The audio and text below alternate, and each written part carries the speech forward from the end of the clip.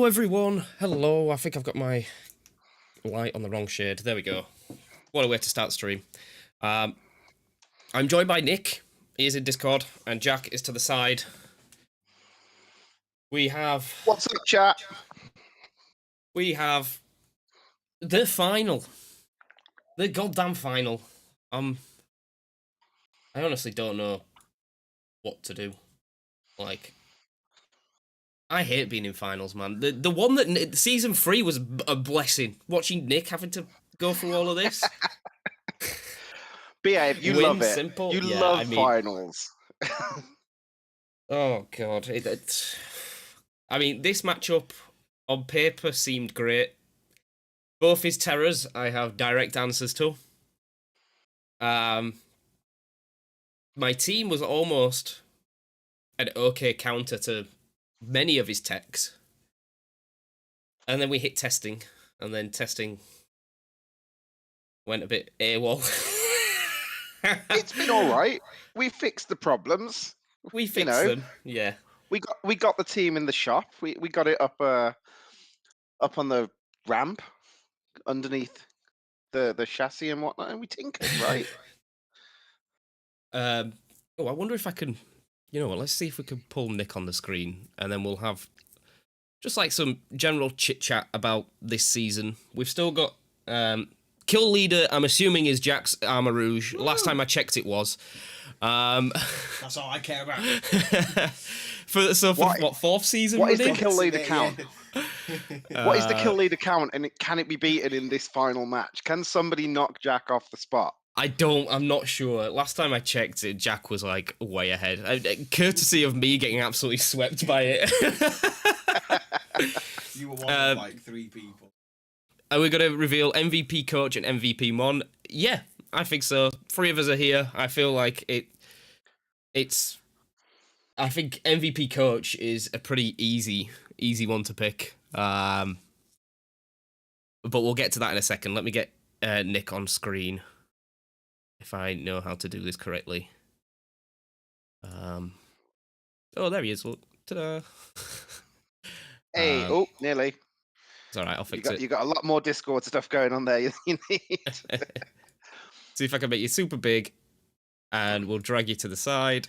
Whoa, you don't need the full thing going on there. Full Nick. Yeah, we do. We need full Nick. As you can see, by the way, guys, like I have dressed up for the occasion. I have a nice fancy shirt on. Where's my webcam? And trust me, Phoenix, you say you never thought you'd see it. I love Hawaiian shirts. I rock these bad boys every single summer. You know, right ahead of the stream, I asked Jake and Jack, do I go smart shirt or Hawaiian shirt? It's like, obviously Hawaiian. It's always Hawaiian. It's always Hawaiian. Even on pizza, it's always Hawaiian. Look, even my beer's Hawaiian. Like with can we see it? Oh yeah, with guava. Daisy Jane guava. With guava. Oh, look at that! Happy days.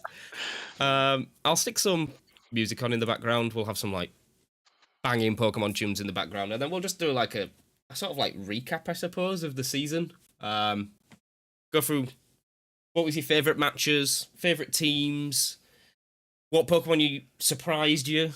What Pokemon didn't surprise you? Annihilate!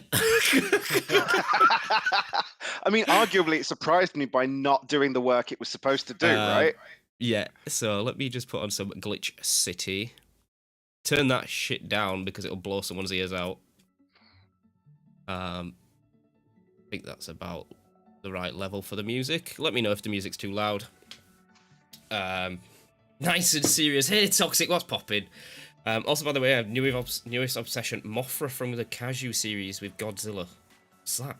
Honestly, Annihilate does bad versus my first 2 matchups in the BMDL, so I don't think it's coming till week 3. The problem is with Annihilate, right?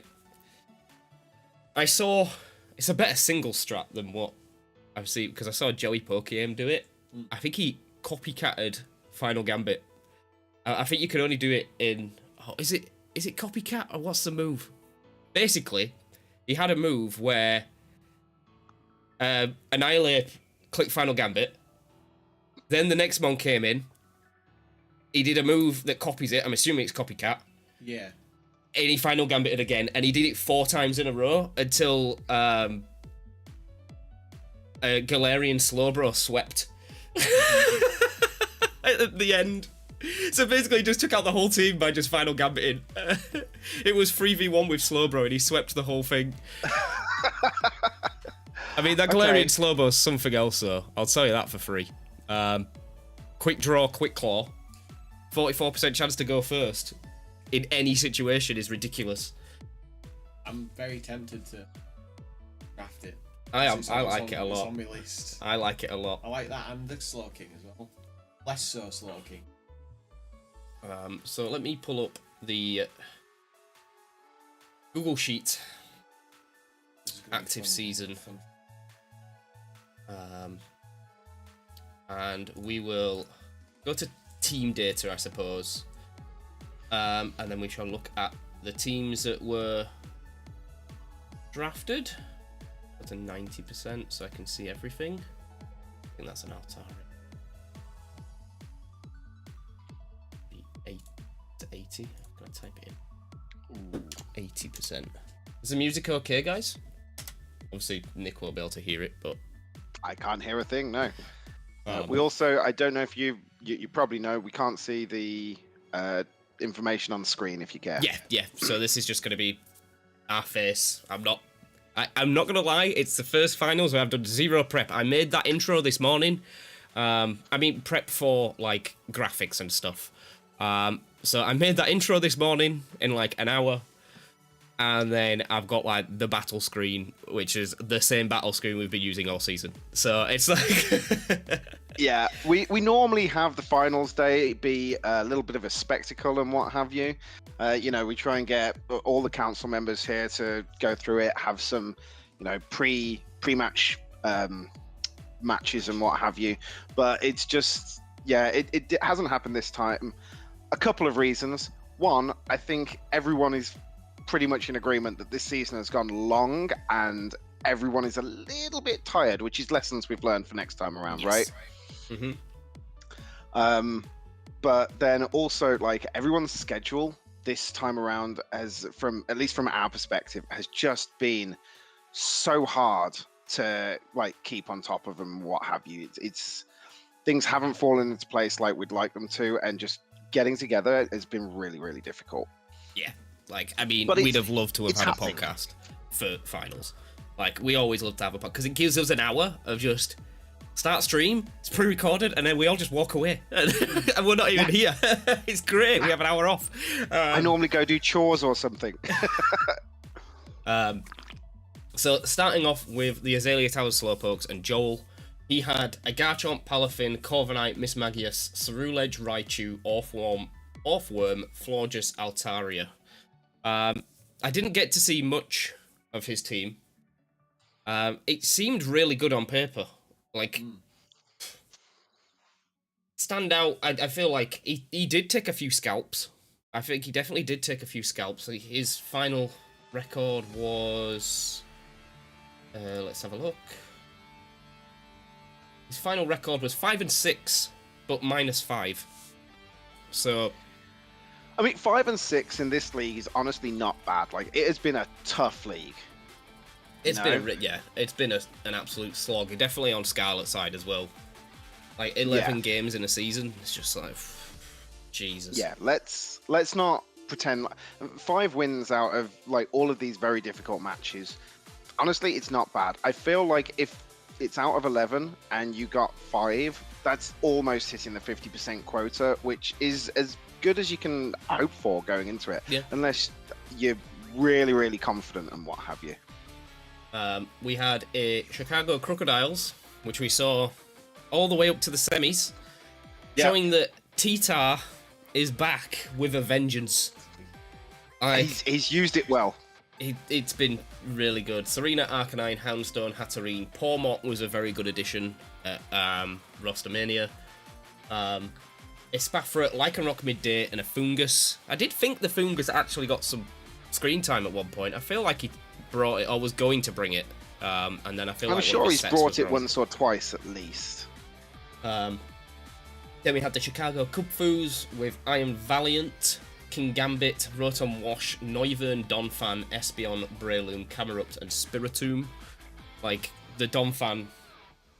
Yeah, that Donphan was somewhere else.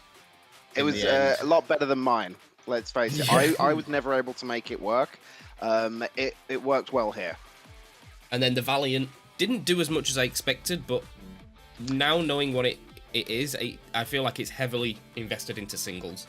It's not So, amazing. I mean, Iron Valiant was one which almost surprised me in the same way we've already been joking about Annihilate, in that it wasn't as good as I expected it to be. The stats for, like, its attack base and whatnot are off the chart. It easily should be one of the best sweepers in the game, and it just...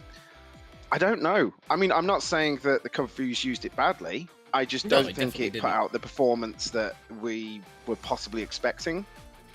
Yeah, and I mean, like, on paper, that team was, hands down, I think, one of the better teams in the whole league.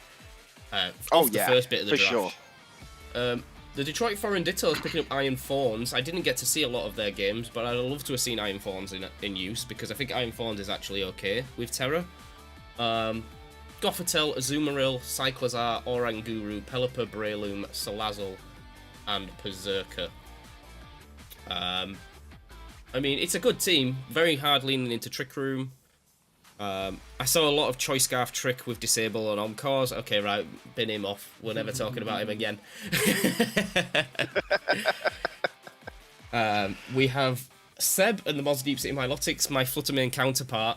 Unfortunately, didn't have as much time this season, but his team was ridiculously good.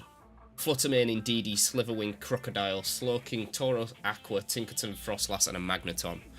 Like, all the way down is just something else. Something else. And can we talk about, once again, Seb managed to go 0-3 and then pull it back to be, I mean, at the very least, middle of the table, right? So like, basically what you need to know, if you're ever playing Seb, pray to God it's in the first 3 weeks, because he's going to lose.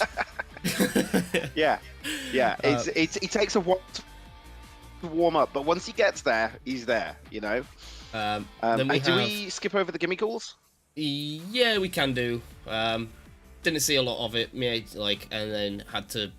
He didn't drop out in a way, but towards the end of the season had no time to play, which is fair enough. Ah, that was it. Okay, forgive me. Yeah, that's okay. I mean, I didn't see a lot of it. The Pawmot was one of the highlights of one game that I saw of him, where he just kept clicking Revival Blessing. Which is a horrible thing to face. It's a horrible, horrible thing to face, that Revival Blessing. And it's a horrible thing to try and code into the match score center.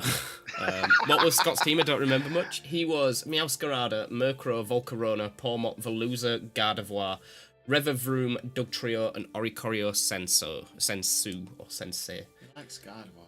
Yeah, Gardevoir's amazing. Then we had Luke, which was probably like... the fourth time he's never been sniped in a draft. He's got the drafting process down now. Dragapult, Jugulus, Sableye, Scizor, Rotom Heat, Toedscruel, Clawitzer, Primeape, and Ampharos. Like, such a well-rounded team. I think the one thing that I'd have done with Luke is get the Primeape out. Primeape, when having it myself, it's like, it looks brilliant, but it does no damage, man. Like, when I was putting in the calculator, because it's holding Eviolite, it's putting like 30-40% out max to like non-invested stuff. It's like, oh, come on. I'm now having to check this. It's base 105 attack. Like, you'd expect it should to have do something, but it doesn't. Power. For some reason, it just doesn't, and then it just dies. Even with the Eviolite, it's like gets whacked. I think that goes to show the power ramp in this game is just insanely good. It's off the chart. This game compared to like the previous gens. I mean, we've all seen it in the proper competitive stuff and what have you, but it's been crazy. Like, forget with Dynamax or terrestrializing or anything like that. Just the Pokemon itself and the output they're bringing to the table is huge. Then we have my final counterpart, Philadelphia Gholdengos, with basically the team of what do you call it? Double pairs? It's like everything's a pair. You've got Torkoal, Dragonite, Mousehold, Slowbro, Weavile, Oranguru, Lilligant, Scovillain, and a Wigglytuff. I'm looking down this chart. Has he made a single trade since he did the start? He dropped something for Mousehold, and he picked up Oranguru, and then he picked up the Fire Terror instead of Poison in Rostermania, but I don't think he made many throughout the season. But he definitely did work on Rostermania. Right, okay, fair enough then. The Fire Terror, I think, is huge for him.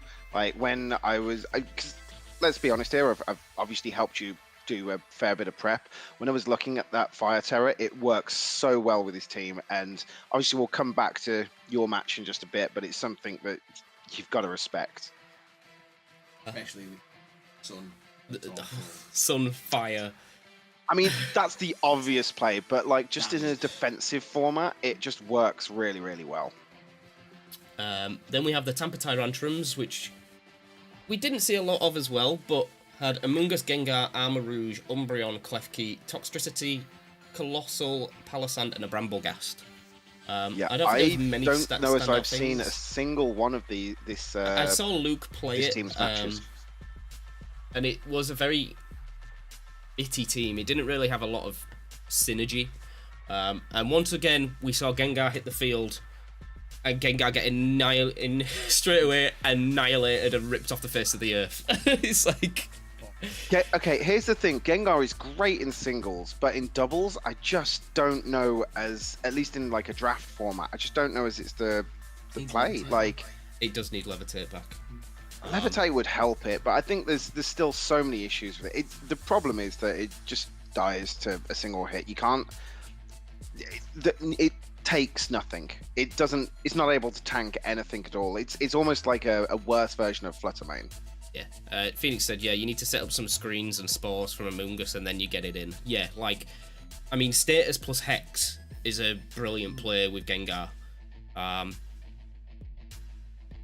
He just needs so much support, man. He needs every last bit to bring it round. Because, unfortunately, it seems like fucking 130 speed or whatever speed he is, it doesn't seem like it's enough anymore. I'm going to say it's not the fastest. Not the most powerful. It bloody is fast, but it doesn't sit base 110, that's it. It's not fast enough anymore. Yeah. It's just not. 110's like high average at best. Especially when you've got proto users coming out like left, right, and center. Everything seems to get priority. And then a lot of the new Scarlet and Violet mons are hitting 110. Well, at least minimum 100. Like, what's Palafin when in its form? Yeah, that's Palafin's 100. But it's got a priority move. Yeah, it used to be crazy. Now it's kind of low for his job. Like, I think it'll probably get a demotion next season in tier. I'd be on board to support that. Yeah. There you go. What's it offensively? It's pretty good. I think it's got like 130 Spatak. So it's definitely, if it hits, it's gonna hurt. Yeah. I mean, I think I picked it up on the in BDSP, where it's probably the best potential season to pick it up in, because every move pool was limited and Gengar just got everything. And given how fast it was in that format, it was almost like barring a Jolteon was the fastest thing on the field. So you could send it in last and just sweep the whole thing. Traverse City Torterras. Now, I fought this monstrosity of a team. Jesus Christ, this one was hard. He had Grimmsnarl, Salamence, Skeledirge, Abomasnow, Kilo Wattrel, Magnezone, Beartic, Gallade, and a Persian. Like, this team was probably the hardest I faced. The snow is something else. The snow Yeah. is mental. I've seen quite a few of the games from the Torterras, and I mean, it's not just the team. The team works beautifully together, but it's also like Raz as a coach is like, I mean, he's really good and he really knows how to handle this. It was just, I don't know how I think I just caught him at the right time where he didn't have a lot of time, and it was like, praise the Lord, because I needed that win. I definitely needed that win. We went to Mikey. First season back since season 1.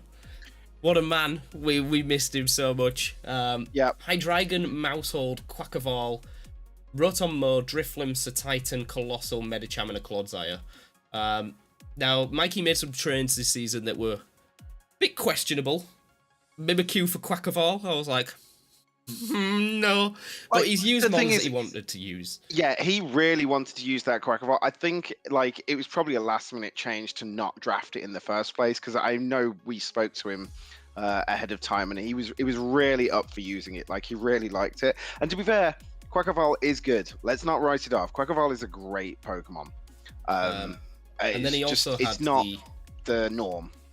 He also had the no weakness Friend-Guard Mousehold, so he had the Terror Electric Dragon next to a Mousehold with Friend-Guard, and it's just like, that is scary, man. Follow it, you go like, follow me, focus energy, start dropping crit Dracos everywhere, and guess what, next to it is just, pop bomb, pop bomb, pop bomb, pop bomb. Yeah, Mikey had such a good team. Unfortunately, again, as the story of this season goes, didn't have enough time to get his games like fully prepped for and going in, and unfortunately just missed out on playoffs. I think it's a testament to the fact that the season went as long as it did, that it's so many people which have had time issues. Yeah, you know, and it's a real shame, because it does leave a little bit of a sour taste for this season as a whole. Overall, the season's been great, and I'm not knocking it. The games that I've watched have been almost, I'm not going to say on Season 3 level, because Season 3 was on steroids. Like, the amount of lives on one, you had mythicals in the mix. It was like, Season 3 was probably the most exciting season I've ever seen in my life. You had the most ridiculous sweeps of people just bringing in Nick at the end with some belly drum Azumarill just at the end. Oh, boom, Aquajet, boom, Aquajet. I mean, I think we saw... Oh, Don't forget, Season 3, though, it's not fair to compare the two, because Season 3, we'd had 3 years of Sword and Shield. Like, everybody knew how to run every single Pokemon in that generation.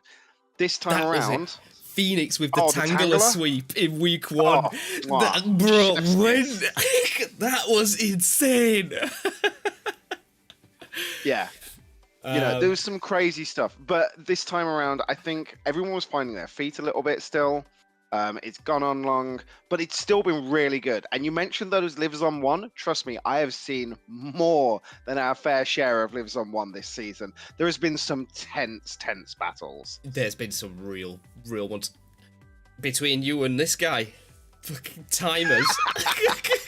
That was awful. That was horrible. Look, Jack, then you won one, I won one. It's all good, man. It's fine. It's fine. Then we had the, well, I'd say the favourite, the bookie's favourite to win, Joshua Frink.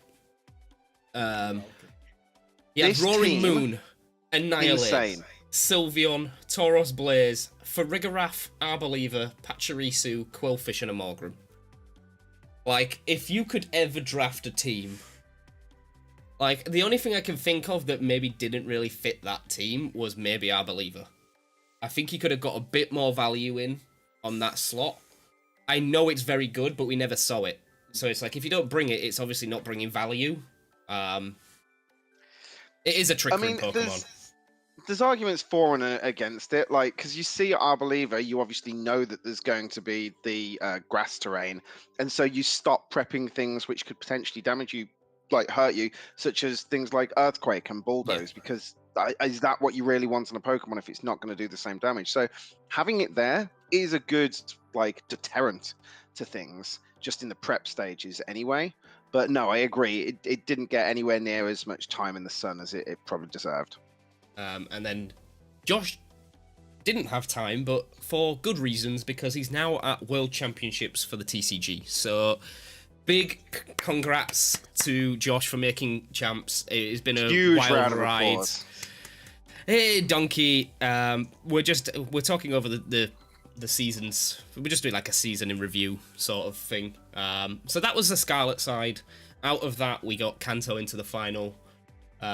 And then from the Violet side, we had Nick with a final team of Hydreigon, Barraskewda, Jugulis, Grafaiai, Mismagius, Tauros, Tinkerton, Breloom, and Girafarig. Almost, well, I think at one point, the guy had an average 110 speed stat.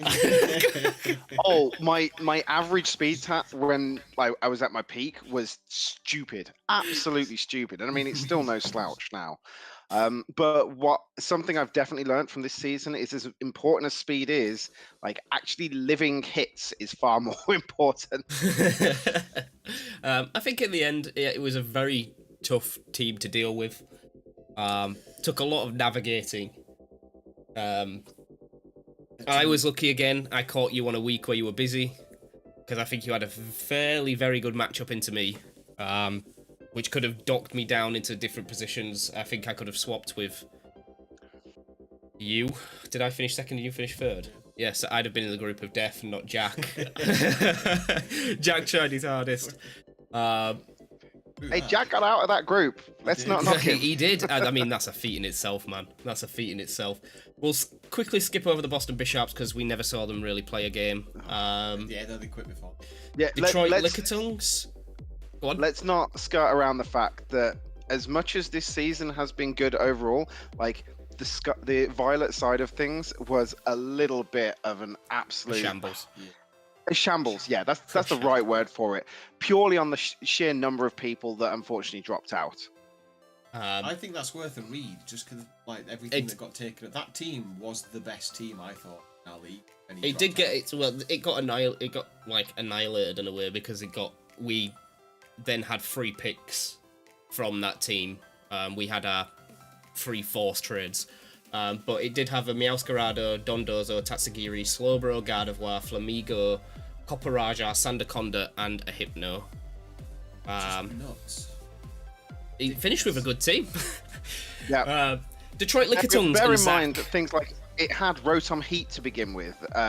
It had Persian in there as well. Like there was some really good Pokemon that got taken away, and it still ended up with a great team. It was a real shame that this one didn't get to get to go see time of day. They kind of there were 3 of them, but they basically dropped out within the first couple of weeks. We had the Detroit Lickitungs and Zach. Zach was an amazing sport. I helped him pretty much all the way through the season. Dropped him some DMs, helped him with a bit of team building. He's been amazing to have in, and I'd definitely have him again. Great Tusk, Annihilate, Talonflame, Floatzel, Pelipper, Pawmot, Pachirisu, Colossal, and Spiritomb. So Tailwind, Rain, with Headlong Rush, and then an Annihilate just to throw in the mix as well. It's and a Swift Swim. A Swift Swim, Floatzel. The team synergy. Let's not negate that Pawmot, but again, that revival blessing, like. Yeah. The team synergy was amazing. Colossal worked in the sun. Pachirisu, I begged him all season for Pachirisu, and he never gave it me. I begged him so hard for Every week, it's like, hey guys, a new week, you're playing this team. Do you want to trade Pachirisu? And a Spiritomb as well. He had such a good team. I think Great Tusk is amazing, and he was ahead of the meta in a way, because Great Tusk Talonflame was a massive chunk of Regulation C, and this started way before really Reg C. If I can ask, what Pokemon did you guys think did better than expected, or worse than you expected? So while Donkey's here, we can get that. So while he's on his lunch, so for me, did worse than you expected, Annihilate. Did better than I expected, Jugulus. Iron Jugulus. What about you, Jack? Worse than expected. Well, I thought, from personally, Morgrem, I thought it'd do, because it did quite a lot in Sword and Shield. It did, yeah. Then I didn't see a single person bring it. I tried to bring it once, lost with the 2 games I brought. I lost, so I scrapped it back off again. And then a fan favourite? It could be on your team, because, I mean, you had some good shouts. Better than expected, Rifflim was fantastic. it nearly...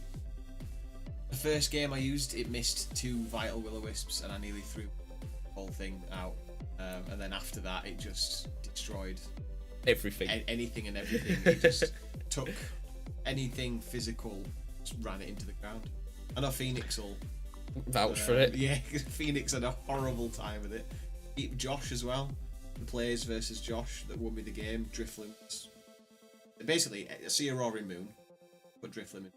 Yeah. And it loves it. And you were going to get it in fucking... I was going to get it as well. I was going to get it as well. For you. Yeah, Jack told me a strat for the final. I probably would have lost, I'm not going to lie. It was horrible. So, Nick? Right, okay. So, I'd love to pick on the Annihilate again, but just to be different, I'll pick something else here. And say that I don't know as the new Tauroses did as well as I was expecting. Like, they, on paper, they're fantastic. It's like, I thought they were going to be really, really solid B tier Pokemon. Take it from me, like, using the Tauros water, it just didn't do what I was expecting it to. Sorry, my internet dropped there a second. Did you lose me at all? It's all right, you keep going. So the new Tauroses didn't do as well as I expected. Good, but not as good as they should have been. In terms of one that overperformed, like, I have to say that Houndstone, I knew it had potential, but I didn't think it was going to have anywhere near the level of potential that we actually saw. And like, a lot of that was championed from you there, Donk. You know, yeah, this isn't just for your benefit. Trust me, that Houndstone was scary, really scary. Like, if you were coming up against you or Brandon, for that matter, who also was running it, like, you had to be prepping for it. And then let me know what you think of Donkey. I think shout out to Farigiraf. Farigiraf did better than I expected. I thought it'd do quite well. Farigiraf has had a hell of a season. Probably a better alternative to Serena in a way. Oh yeah, 100%. With 100%. Its utility. I don't know. I still like Serena. Okay, I don't want to take anything away from it, and I feel like its typing is both a blessing and a curse, because it's like, you try and prep it to be almost like a support mon, but you always want a support to be able to output a bit of damage, and normal and psychic are just not the damage output types that you would like on it. Whereas Serena, at the very least, it's got like Power Whip or something, which Grass can do some serious damage to a lot of different other types. Please move Farig to A next season. Don't worry, it's going. It's going. It's going. That's one I will confirm. It has gone to A.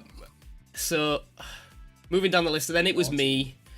Fluttermane, Murkrow, Salamence, Scizor, Farigiraf, Rotom Heat, Gallade, Dunsparce, and Berserker. Shout out to Fluttermane. Whacked it. It's awful. It's shit. Awful. Shout out to Fluttermane, Scizor, and Dunsparce for making it through absolute trade massacres of my team.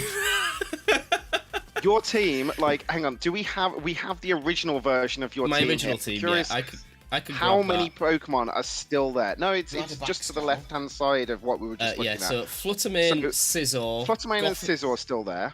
Gothitelle. Traded out Goth, Baxcalibur, Staraptor, Electros, Oricorio, and Primeape. And you still have the Dunsparce. So you only have 3 of your starting lineup. And I traded a Slowbro for Electros, and I traded the Slowbro out for Rotom Heat. So someone went in and came out at the same time. Absolutely. Which, I mean, I'm not going to lie. Like, when we were talking last night about the potential rules and stuff for next season, you are part of that reason that I'm putting in the new trade rule, which, like, we're not going into now. But just trust me, guys. Like, after it's not the final match. Yeah, it's not going to be quite as Swap Easy. City as Jake's been running this time around. To 3 seasons in a row, I've used all my trades, every single one of them. Then we had the Montreal Muse, Torkoal, Sableye, Mimikyu, Crocodile, Drifloon, Grafaiai, Lilligant, Golduck, and a Grumpig. So I think the lesser Sun team, because obviously Kantos is a bit better than this one. It hasn't made it as far. Like, results speak for themselves, and that's nothing against either coach. It was good. I mean, it was very hard to deal with when the Murkrow was in, because that Sableye swap was for my Murkrow. So it was very hard to deal with, I'm not going to lie, but I came through that in the end. Yeah. Then we had the Nova Scotia Cyphers and Tiny. He had an amazing season. Shout out to him. Yeah. Grimmsnarl, Dragonite, Arcanine, Toedscruel, Vaporeon, Magnezone, Tauros, Combat, Stonejourner, and a Persian. Now, my biggest standout for this team was how much defense he had. Like, plus the Intimidate, every mon was bulky. It would take two. Like, I was even having to like run back scout choice band versus this team. It's like that's 145 with a choice band. Yeah, and then he had screens too with the Grim. It was just. Plus, I think he went on a Spore spree at one point and just started spamming Spore with Toedscruel, and it's just it's. This was a really, really hard team to deal with. Like all of the, this is definitely one of those ones where the whole is more than the sum of its parts, and let's not forget that the parts are really good. Grimmsnarl, Dragonite, Arcanite, like, you know, and yet it still comes together and makes something even better than what you expect. It was a really, really tricky team to like battle against, and he used it to really good standards. Yeah.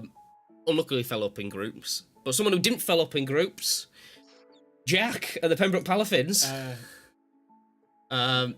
You have the wrong team, apparently. No, so that's Phoenix. No, oh, sorry. It's because I read Palafin. It's just I automatically assume you with Palafin now. It's like I've just been scarred. It's Phoenix. This team's scarred. There we go. It's the team I battled most. This team absolutely manhandled me week one and made me debate my whole team. Roaring Moon, Sliverwing, Azumarill, Kilowattrel, Ceruledge, Klefki, Florges, Clowitzer, and Fungus. Every single one of them. Everything. Unreal. Everything. Probably one of on par with Josh's draft. Sliverwing has proven its worth in doubles. I don't care what people say in Regulation C or just standard VGC ladder. In Draft League, that thing slaps. That thing slaps. First impression, bug type. Ridiculous. And then going down the list, I mean, Roaring Moon was brought in instead of Hydreigon, but the Hydreigon did some absolute work. Azumarill has been up there on the kill chart since season 1. We don't need to talk about Azumarill. We don't need to talk. I think he got kill leader season 1, and it's been, you know, fighting for it ever since. Kilowattrel was Baby Zapdos in this format. It was brilliant. So good. That's another one, if we're going to talk about things that did better than expected. When I went into the match against Phoenix, that thing, I feel like that was part of the reason why I did so badly against Phoenix. Kilowattrel was just a lot more to handle than I was anticipating. He's like the new Crobat until Crobat probably makes its way back in. See, I didn't see anything of Kilowattrel. Because you got Klefki, didn't you? I did. Yeah, so it's like you haven't needed one or the other. And like we haven't... I feel like Klefki is slowly making its argument to get to A tier, but it's a struggle to get it up there in terms of what's already in A tier as a comparison. There is a strong argument to put it in there. It won in season 2, season 3. I had it for a couple of weeks. It does a lot. It's clearly one of the best prankster mons. Sorry, go on. Yeah, I think he just said the typing was unreal. Yeah, it clearly is one of the best prankster users out there. The move pool that it gets for prankster isn't as good as some of the other ones we've got in A tier with prankster. That's the only difference, but then it's better in other aspects. It does a really honestly, I feel like that's a conversation we need to have before finalizing he gets tiers for next season. Both weathers. Play rough. He gets foul play. He gets T-bolt. T-wave. Yeah, it gets everything that you want on a prankster mon. It just lacks... And trick. It gets trick, iron ball. It just lacks tailwind. Yeah, but it has. It gets the basic stuff, right? But then it doesn't get some of the other like more intricate things that you get, such as like, I mean, look at friggin' Sableye and Quash. Sableye, you know, else. Exactly. If Sableye is our current like A tier, that carried my team through regular season. Just having something to be able to force someone into protect, and then next turn prankster encore them into protect, is just ridiculous. And then Quash for speed control as well. But yeah, I would agree that Klefki is making itself a strong argument to go to A. Then we had the Seminole County Swamperts and Brandon. had a bit of an on-off season, but a very good team in total with Tyranitar, Mimikyu, King Gambit, Raichu. Instead of the Staraptor that was in there, was a Farigiraf, Houndstone, Camerupt, Medicham, and a Cryogonal. Shit Transformer proved his worth this season. Jesus Christ. He was an absolute menace to deal with, especially with Terra Steel. It was... Like I said, I don't think T-Tar benefits as much from Terra Steel. It's still weak to the same things. But King Gambit... I mean, you lose your 4 times weakness at the very least to fighting. Fairy goes away. Bug, I believe, goes away. Like, I mean, let's face it, Steel is good on everything, but no, I get where you're coming from. It's not the best one that you could have on T-Tar. What was his other error? It was Steel. Ghost. He ended up with Ghost. So Ghost better, not ideal. Good for Mimikyu, good for Gambit. T-Tar Ghost is good because you've got your 4 times fighting weakness. Yeah, you're not wrong. Like, other than Ghost and arguably flying, what else would you... Oh, maybe Grass. Like, those are the only 3 that you'd ever consider on T-Tar. Very good team. Brandon is Brandon.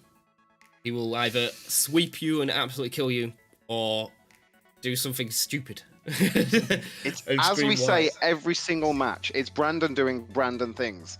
It's going to be weird, it's going to be wonderful, it's going to be wacky.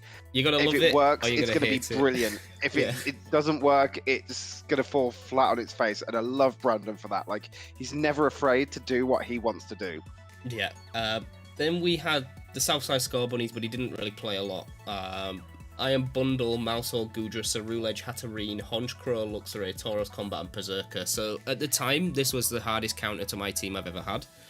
And then he didn't turn up to the game, so I was like, yeah, he unfortunately fell off towards the end after we had all the people drop out at the beginning of the league. Like, he was, I think, the final casualty in like the final weeks, wasn't he? Yeah. He had a good team, but never really got to see it. Now it's Jack and the West Yorkshire Wiglets. Indeedee, Female, Armarouge, Palafin, Rotom Moor, Bishop, Driflim, Dragalge, Lycanroc Midday, and a Morgrem. Great team. Great team. I don't think it's your best team you've made, but it's close. It's up there. Problem is, the only issue is if you could split that team into 2 teams. Don't gel well together. So the Indeedee and the Armarouge. That's alright. Indeedee and Armarouge, perfect together. But when you stick a Palafin in it, with priority, and then Bishop, that's all about priority. Yeah, you kind of wanted that priority. Yeah, it's like you can't. I don't. As we saw in Scarlet, I don't think you could take the Armarouge without Psychic Terrain. No, you can't. No. It just doesn't. It doesn't do the same. Yeah.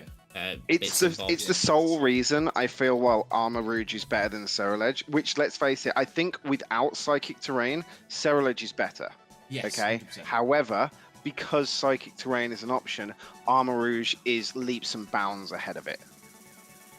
I needed an Azumarill instead of a Palafin on my team. Yes. Perfect. Yeah, because that would have worked better in Trick Room. Yeah. And it would have not as much. And then the priority. And then the Whimsicots didn't play, so that will end that at what it was. So Coach MVP, I think there's a standout winner here. He sat in the chat, and unfortunately, it's not Phoenix. I feel like Phoenix comes so close every season, and at some point, like, we're going to be forced to just do it as a matter of like, it's going to be like one of those Leonardo DiCaprio Oscar type things. It's like, it's about time we give it to him. But no, carry on. It's Donkey and the Chicago Crocodiles. Absolute streaming of a season. Like, it was like steamrolling. Teams left, right, and center. He's one of the few people that have steamrolled Kanto. Like, I was gonna say, is he the only person that's beaten Kanto? I think there's another loss somewhere. I think Josh might have beat him. I think he went 9-2. Absolutely steamrolled Kanto, but what a love story from BDSP, where he didn't make playoffs, had a pretty rough season, to then come in on his first real season of Draft League and make it to the semis. After calling me out all this time, he finally got the game that he wanted. Phoenix went against me and helped him a little bit. I'm not going to lie, that will be remembered. Phoenix has left the chat. Yeah, he called me out all season. Unfortunately, like, his matchup wasn't brilliant into Fluttermane, which was a kind of downfall of it all. Which has been the answer of many teams. The downfall of it all is that you don't have an answer to Fluttermane. Yeah. But yeah, I that would be my nomination. I feel like we'd all agree at this point. Yep. He's done. Oh yeah. Like second in the Scarlet Division, considering the amount of people that were in there, like seasoned veteran draft leaguers: Josh, Toby, Raz, Seb, Mike, who else? Kanto was on there. Like Kanto is like so well drilled. Luke has done 4 draft leagues. Scott has done 3 draft leagues. It's like an unbelievable performance from Donkey.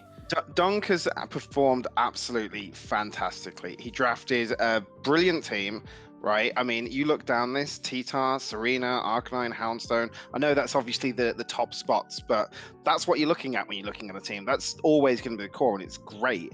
And then he's just used it flawlessly, I feel, every single week. You know, and on top of that, a huge shout out to him because he's always like streamed his matches, which, trust me, is a big deal for us. And he's just genuinely enjoyable to watch. Like, I feel like I have watched more of his matches this season than possibly anybody else, barring obviously myself. Yeah, because you're there. Yeah, exactly. And trust me, I wish I didn't watch some of my matches. And then we've got a council MVP. I don't know what your MVP of the season was. This is Pokemon that stands out of every Pokemon that we've seen so far. What has been the standout? Obviously, I think for you it has to be Armor Rouge. Like, it can't be, but then he's going to get Kill Leader, so it has to be something else. To say, if anything, I was more frustrated with it. I felt more frustrated with it than I did happy with it. And Palafin. So, Scissor's been a good shout. From all the testing, everything that we've done, Scizor just consistently surprises me. You know, and then Nick's Jugulus. Mm-hmm. And then Roaring Moon's just all. Roaring Moon has been a good one. Nick, have you got any shout-out suggestions? I'll be honest, I'm not sure. Like, I'm not saying this just because of what we've already discussed. I definitely feel like Slitherwing has to be in this conversation. Yep, 100%. You know, like that's been a phenomenal force and something that I don't think any of us saw coming quite that hard. I do want to give a shout out to my Jugulus just because it did better than I was anticipating. Yeah, Jugulus on both sides. Like, yeah, it carried Luke's team through the absolute like pinnacle of the league. Every week it was just the same Jugulus that just worked. Yeah. No, I prepared absolutely. so much for Slitherwing and then Phoenix never brought it. I mean, that's the joys of the game. Yeah, you have to though. You have to. You don't have a choice. Yeah, for me, I mean, it'd be easy to go Fluttermane as well, but like, yeah, I don't think so. I don't think it's been an MVP worthy. For me, it's Jugulus or Slitherwing. I think it's just been overall like. Those two have been the standout mons throughout the whole season. They've been causing the most havoc. Like, when Seb got his Slitherwing in, that's just so happened to be the weeks when he started winning. Coincidentally, yeah. I mean, it's difficult this time around because obviously we've normally given it to a Pokemon which is just on one team. And this is the first time where we sort of haven't almost considered 2 teams for a lot of these Pokemon. You know, there's not many of them which are just on one because there's 2 sides to the league. Yeah, I'm leaning to. I think I will put my owner hat on, and I'm gonna give it to the Slitherwing because it has just been an absolute menace. And I think we kind of knew that Drybot was going to be good. But like Nick said, we had no idea what the Sliverwing was going to do. And then it came in and fucking ripped a lot of teams apart. Oh, I'll go with that. I'll definitely get on board with that. Yeah. Do you want a beer?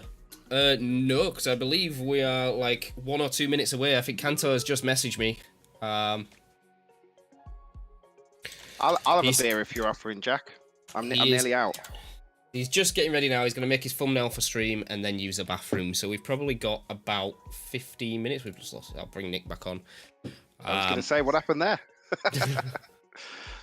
So, I think that's all of the awards, I believe. Got to go. Thank you, Donkey. Literally has to go the moment the match starts. Oh, Donk. Well, look, Donk, just make sure you come back and watch the VOD of it, because you know it's the final. It's going to be a good match. All right? And then just a general like season in review. I think it's been a very good season. I've enjoyed it a lot. It's been one of my more stressful seasons, but because I didn't draft very well, and I think in a long season like this, when you don't draft well, it can get a bit disheartening in a way, because every week has been a struggle. Yeah. Look, it was too long, but overall, and I get where you're saying, like, towards the end of it in particular, it became a bit of a slog. And I think part of that was in terms of teams weren't perfect for some people. There were some people that were loving life, but not everybody. And I didn't have a bad team, but I was certainly in there in terms of, like, the last couple of matches were a slog. There we go. But overall, I think it's been really enjoyable. We've all learned a lot about Generation 9 and Scarlet and Violet. Because this is the thing, it's been a learning process the whole way through as well. Nobody had really started the competitive scene prior to us doing this, because we did it so early in the lifespan of Scarlet and Violet. We had no idea of how Terra actually worked. I remember when we were doing the tier list, we still didn't know what Terra was doing. Are you getting double stab? Are you losing your primary stab? What hits you effectively anymore? We had no clue how Terra worked when we were prepping the whole, the league and the rules. It's like, what do we do? Do we just give them 2 Terras? Do we put them in the draft? Do you get same type Terra and, or just free Terra? And it's like, it was a tough season to prep for. Now, because we started Draft League in the middle of Sword and Shield, and we had hundreds of other leagues that we could steal their tier lists. We did. Let's not kid ourselves. We absolutely did. A couple of tweaks, job done. This time around, nothing. We had to go for it ourselves, and it was. And I'm going to be honest, none of us had played ladder. The Paradox Mons weren't even allowed. No, because it was towards the end of what was it? Series 1. Yeah. Well, we had Paradox Mons available before they were even available in competitive, so we didn't know how they were we supposed to know how they were going to enter into the meta and what have you. Yeah, we've learned a lot, not just about how to run this particular version of the league from this one, but I still think that it came together eventually overall pretty well. Our way of doing Terra has certainly been interesting. It's controversial for sure, but I haven't hated it. I don't know as we'll do it the same. Well, I'm pretty sure we're definitely not going to do it the same next season. But it's been really interesting that you had 2 options. That's in this generation. That's nothing. Everything is basically 18 different types. Everything is 18 types, because you never know what it could possibly be. I think we did well with the Terra limit, especially with prep. It helped you a lot. I think that was our main worry in terms of picking Terras and what to do with the Terra options. We didn't want someone to just look at prep and go, well, I can't do anything with this. And there were complaints, but it's like, you are meant to be walled some weeks. There are teams that will just hardcore wall you. That's meant to happen. You're not meant to have a week where you always have an out. Unfortunately, that happened to me in Season 2 finals, but that's fine. when he's in a match that matters, it's really bad. I definitely feel like we've had a conversation at some point this season where you've argued, no, I could have won, and I was like, no, you really couldn't. But no, I like Nick says, the rules will definitely change for next season. Terror was feared, now it's kind of not. If anything, it works with some mons. Like I think it's very situational. Like it can really like hinder. Like some mons just never want to terror at all, and it's usually like what we thought was the times. We instantly looked at the times 4s.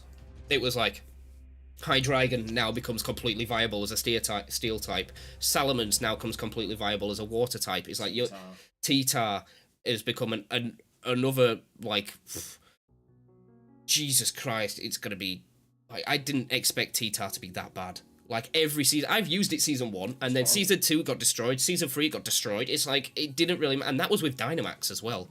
Will it be like how it was in the home fast draft? It'll be similar.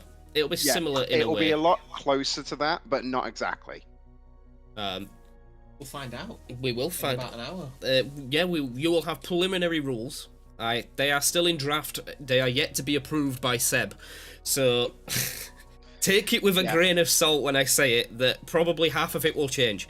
But me and Nick have sat down and we have devised what we think is a very nice rule set. It's more forgiving, I will say, than what we've run in previous seasons. I still like the idea of one stab terror and one other terror. You might get your wish, you probably won't.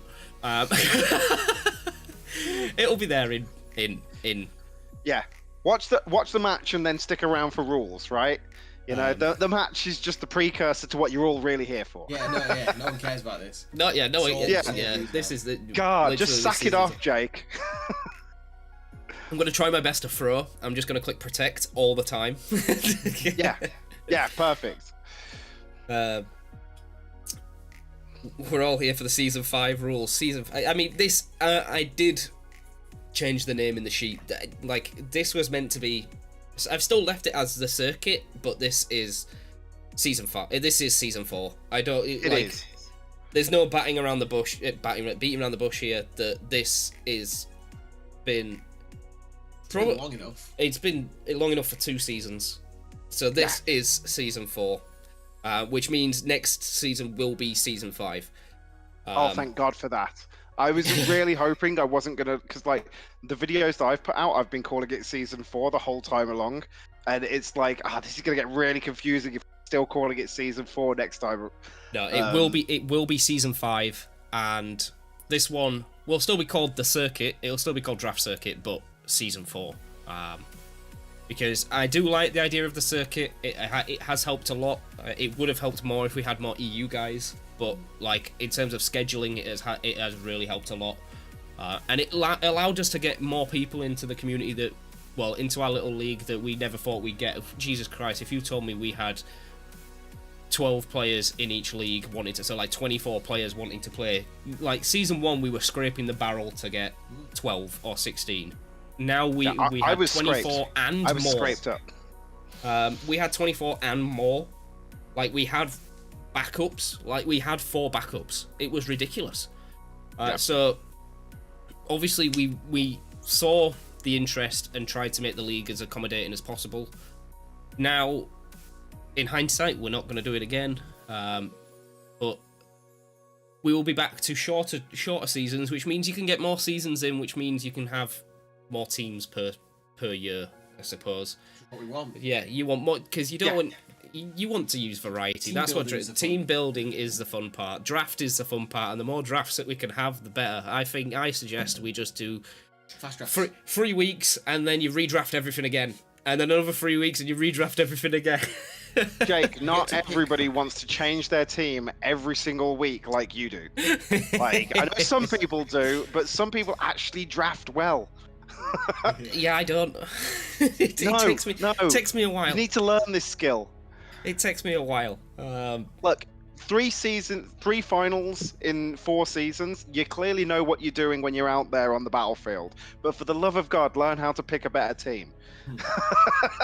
Conference draft, then Elim draft. Imagine. No, we will be going back to the roots that I'm going to say season 2, because season 1, I think we were all in. Season 1 was still split, wasn't it? I think it was. Yeah. We had split leagues. Yeah.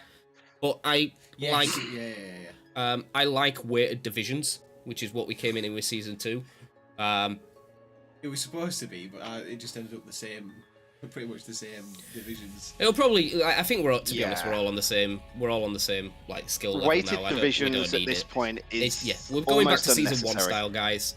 The one that Seb got into lower division won the thing. Season 2. Yeah, because he had an awful season 1. Oh no, I think it was. He must have gone down on differential. It was Seb and not Kendra. Kanto. No, Kanto was in the top. Me. Oh, Crystal. Oh, Crystal. Yeah, she was good. Well, presumably still is. But yeah, I think we're all on like the same wavelength now, where it's basically it will go into season 1 format. You'll get your draft order, and then we'll get randomized into leagues. You never know. Yeah, I was gonna say, Jesus Christ, you never know, Jack. We might not have to be in the same league. Have you guys always been in the same league? Yeah, I think we have. But we've got an even record again. No, you've beaten me more. Now I beat you last season. Yeah, I think you've beaten me 3 times, and I've beaten you twice. No, because not met in the semis. I think we've met twice in one league. We met in the league and in semis in one season. We met twice in one season. We did it with season 2 where I met you twice because I scarfed a Goodra. Scarfed Mimikyu, then I scarfed a Goodra. It's just okay, I believe we're Cancer's just setting up. I'll set up. Who scarfs a Goodra? We shall hop to. I'll take Nick off the old capture device, and Nick is still here. You can still hear him. Unfortunately for you guys. Unfortunately, we're not going to do comms this match. I'm going to take it. We're just going to play it as normal. You're going to hear me screaming the whole way. I'm going to be silent as possible. Jack will try and be as silent as possible. I will mute and stuff. Like it's all Jake. This is all one me. of the first finals where, in fact, it is the first final where we haven't done comms. But as we say, it's a much lower key event this time around. Just scheduled, I've enjoyed if it. nothing else. I've really enjoyed this. Like just an hour of season chat. We'll have another bit of a chat afterwards, and then we get the rest of the day to ourselves. So I'm going to send it to the break screen. I'll be back when we're booting up. And here it is, guys. The final of the CCDC 2023 Long Haul Championships.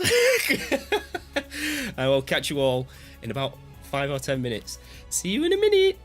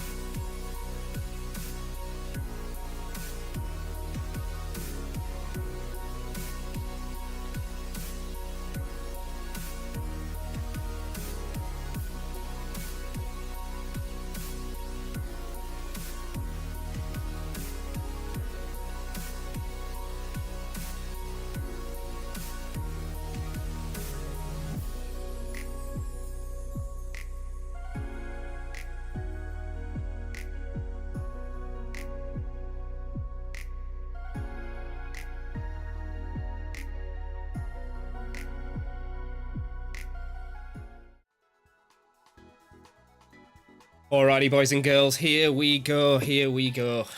This is it.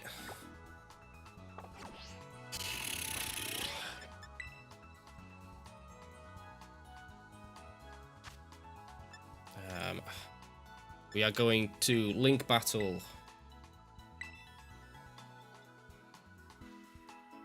This is the final battle of Season 4. What a time it's been. Let's see if we can pull it home for the boys. Or will we have another new champion? Oh, man. I think Kanto's just setting up. So, if he doesn't find anyone, don't worry. Opponent has been found. This is it. The final 40 minutes.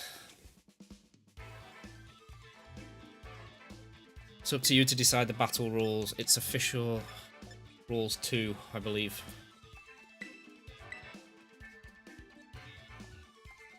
Thank you all for wishing me good luck. This is the team. Things we don't want to see, as we always do. Lilligant. We would love not to see a Lilligant. I would love not to see a Slowbro, and I would love not to see a Oranguru.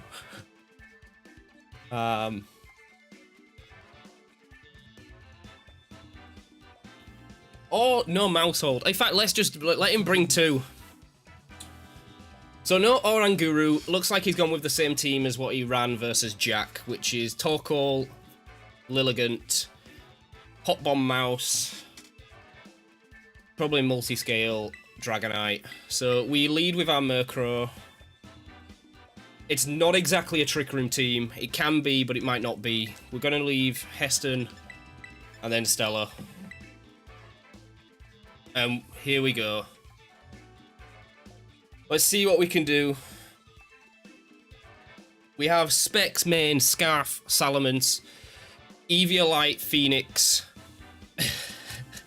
No, still call Edna. Eviolite, Murkrow, Rocky Helmet for Rigorath, Rotom Heat with a White Herb and a Life Orb Gallade.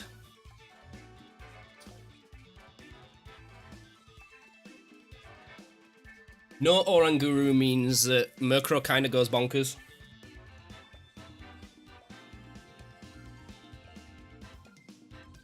So let's see what he leads. Our ideal lead is a Torkoal Lilligant lead, but I think it's going to be a Weavile Slowbro. If it's Weavile Slowbro, we're a bit in a mess. Right.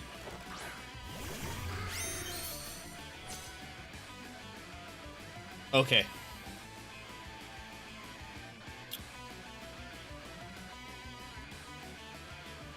We're about to see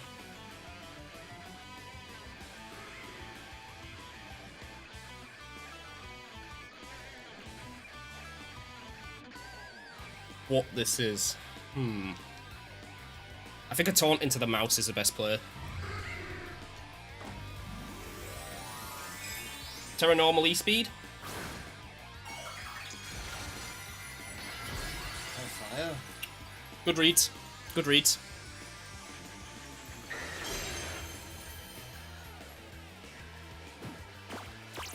So he's gone for the Pop Bomb. He's gone for the Pop Bomb. And maybe an Iron Head. So the mouse just goes. The mouse just goes. It's a crit. That's massive. Praying on Iron Head here. Praying on Iron Head. Fire Punch. I think we live. That's banded. That's banded.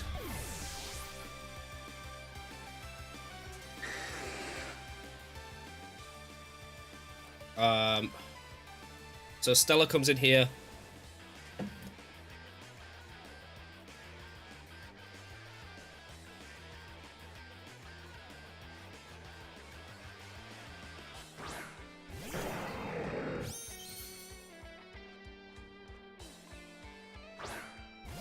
Becomes a Weavile.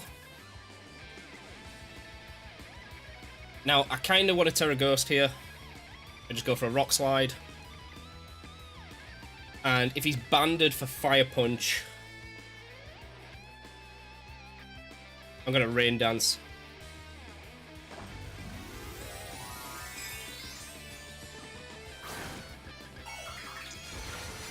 Expecting Ice Shard into something.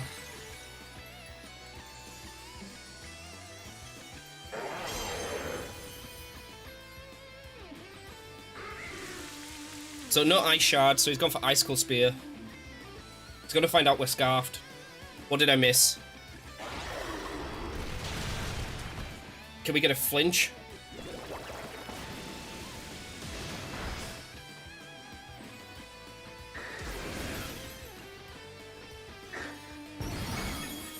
Right, okay, we take that like a champ. Right.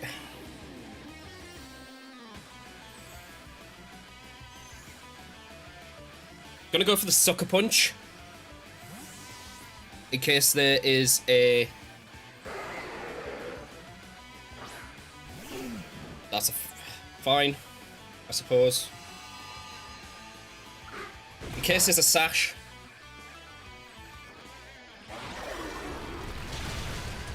It just lives. Come on, flinch, flinch, get in!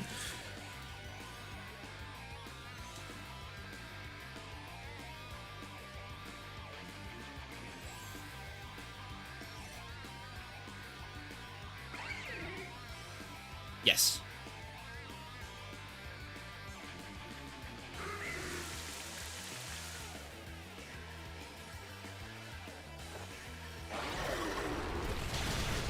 Flinch, flinch, flinch, flinch. Come on. Come on.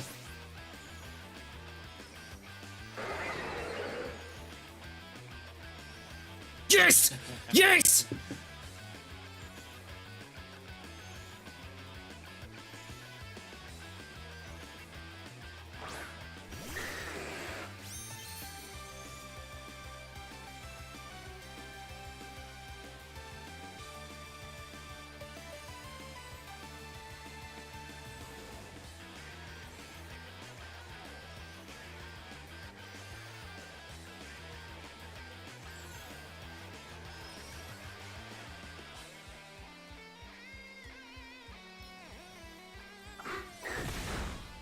Okay.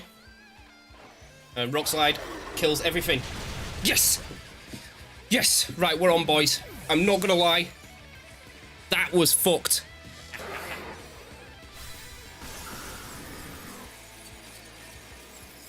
Now we know that that's banded. I think we're okay.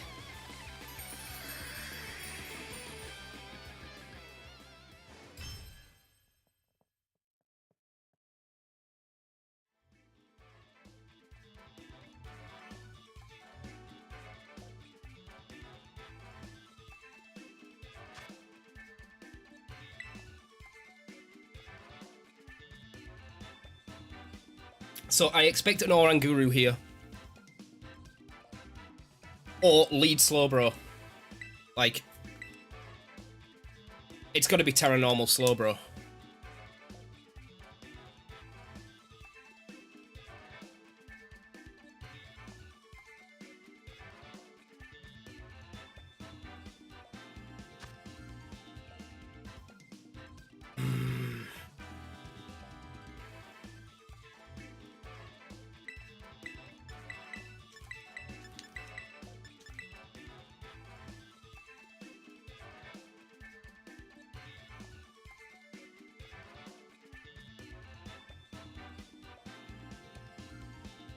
No Torkoal Lily. No Torkoal Lily. No Torkoal Lily. Speak it into existence. No Torkoal Lily.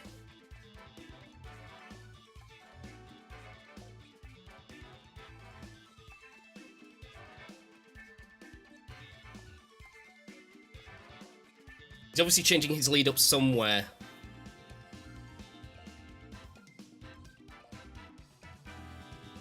He's got to click Trick Room. He's got to click Trick Room because he knows that I'm Scarf. Luckily, we didn't have to reveal the whole set. We do have Quash. He does not know I have Quash.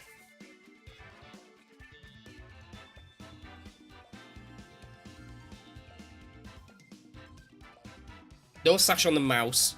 We didn't see Sash on Weavile, but I also didn't see a damaging item. We know that The Dragonite is banded. And the Torkoal we didn't get to see to move.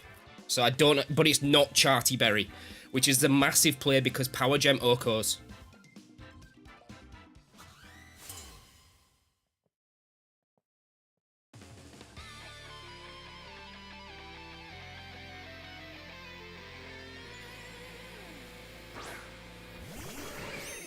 Yeah, so this is Fake Out, Trick Room.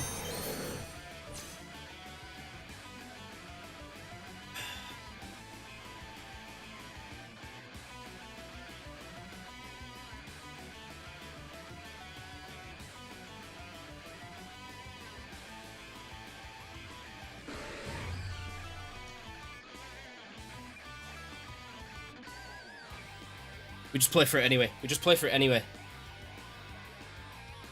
We just play for it anyway. There's no reason not to here.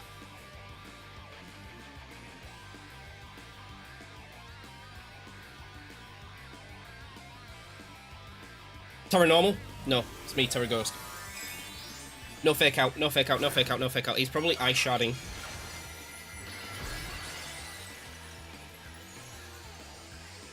He's 100% clicking Trick Room. It's just, can we get through it? Terra Normal Slowbro. Terra Normal Slowbro.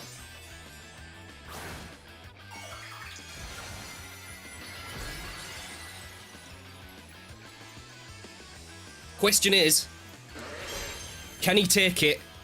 And if we flinch, we just win. It misses the Weavile, doesn't it? That's annoying.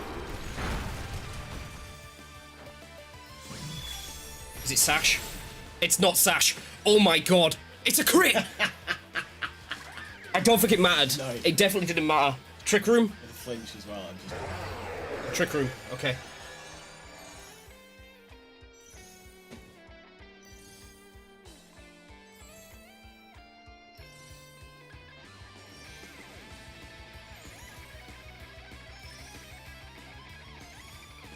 So, Talk is coming in. No, this is a Dragonite.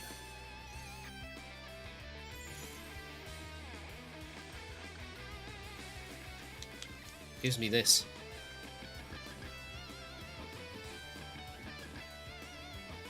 And this. Yeah, no, this is great.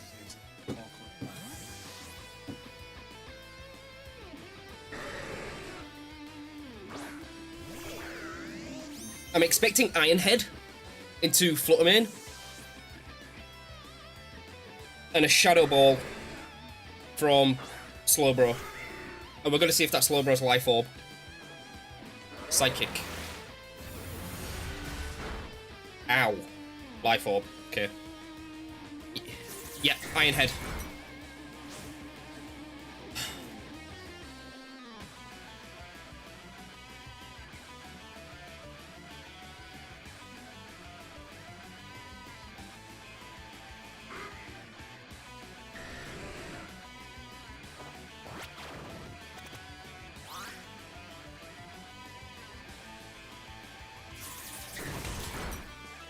You did your job, Edna.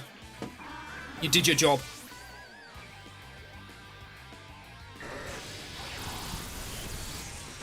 That's down.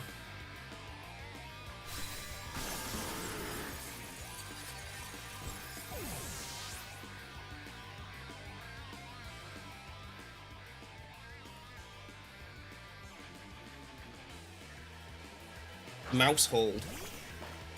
Is it slow?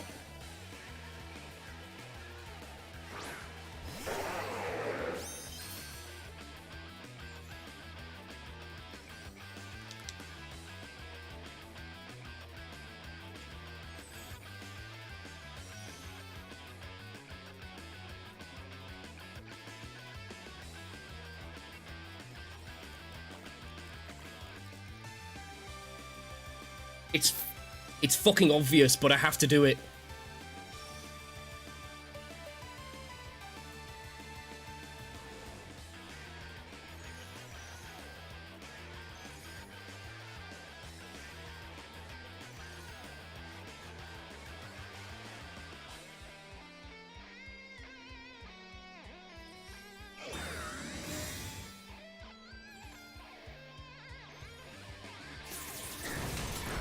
No flinch.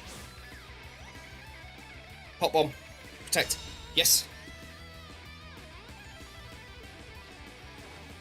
Okay. Definitely not enough. Trick room turns, trick room turns, trick room turns. 1. Trick room turns. I don't think he can kill me here. I can let... Does D-Gleam just win? I think D-Gleam just wins.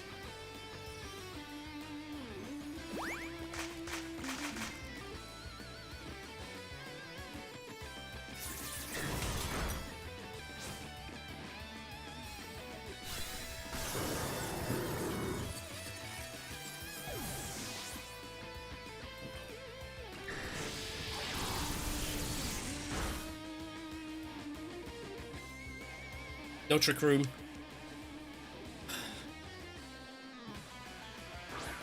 D-Gleam just wins.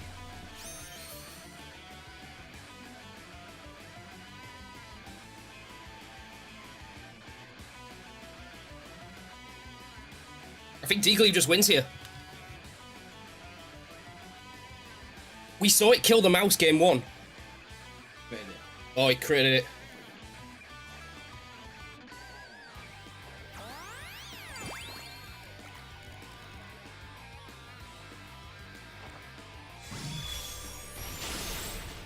Let's go!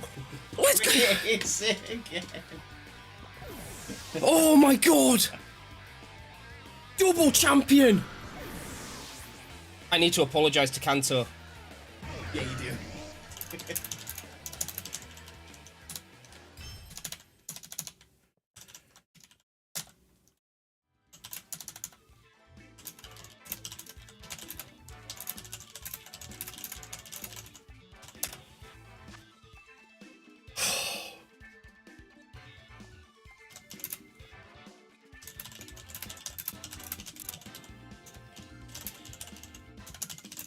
I can't put into words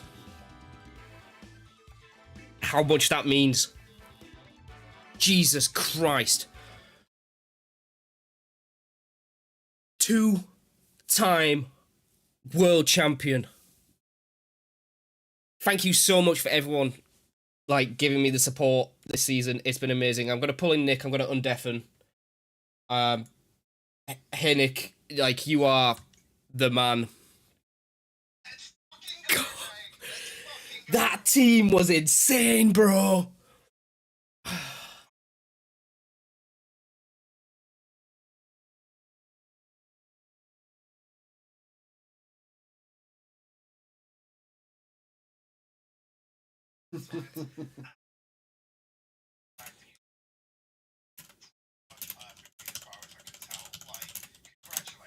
Oh.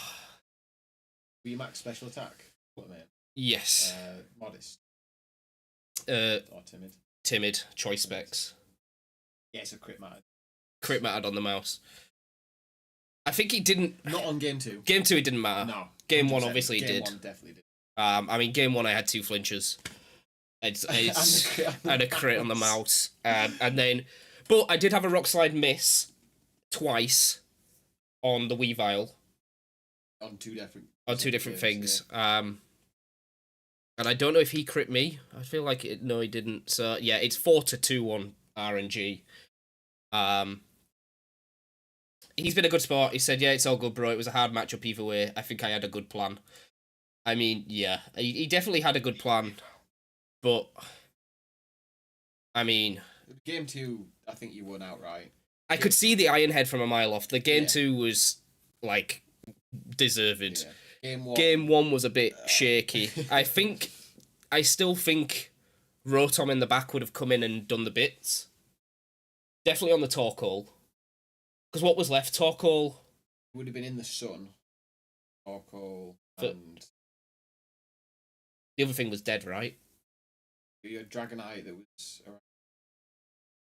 I feel like the Dragonite would have died. Are we talking about in game 1? Yeah, game 1. So he led Mouse Dragonite. Terra fired the Dragonite, swapped it out. Yeah. I'm sorry, I'm jumping in for a second. I fucking called that would be Fire Dragonite. Oh, it was kind of obvious, but I couldn't. Fire Punch in the sun would have been great. Yeah. Well, Nick was doing that in practice. Yeah. It was the right move. It was the right thing to run against your team. Like he clearly had prepped for you. That was not just an off the shelf thing that he was running. Yeah. There.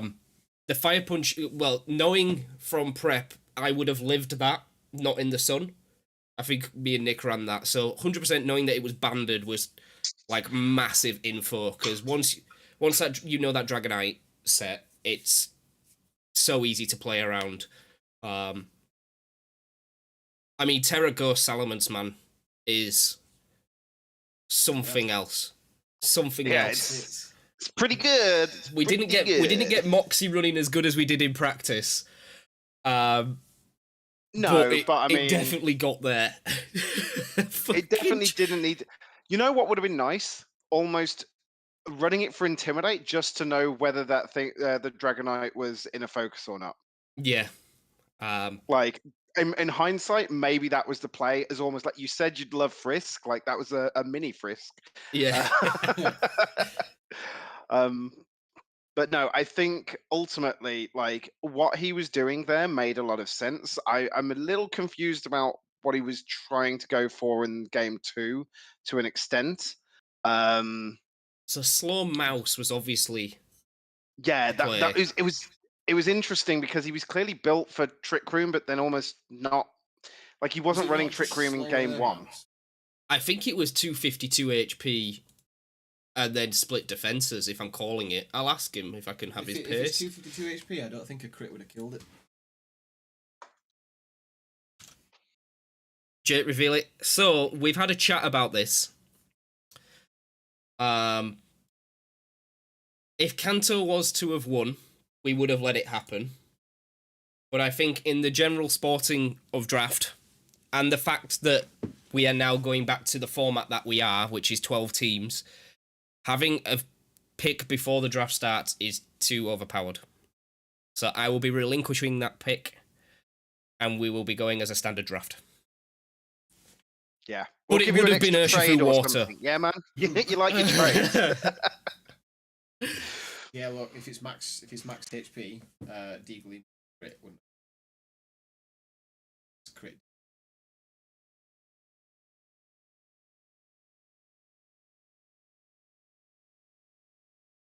Sorry, it won't. Does Frengard work on itself? No. Friend only. And it's Technician. No. Oh, Technician anyway. So yeah, it definitely wasn't max HP. It'd been max speed, but it just undersped your Scarf and Flutter. Yeah, that's the thing. Like, you've got to remember that you were running some very fast Pokemon there.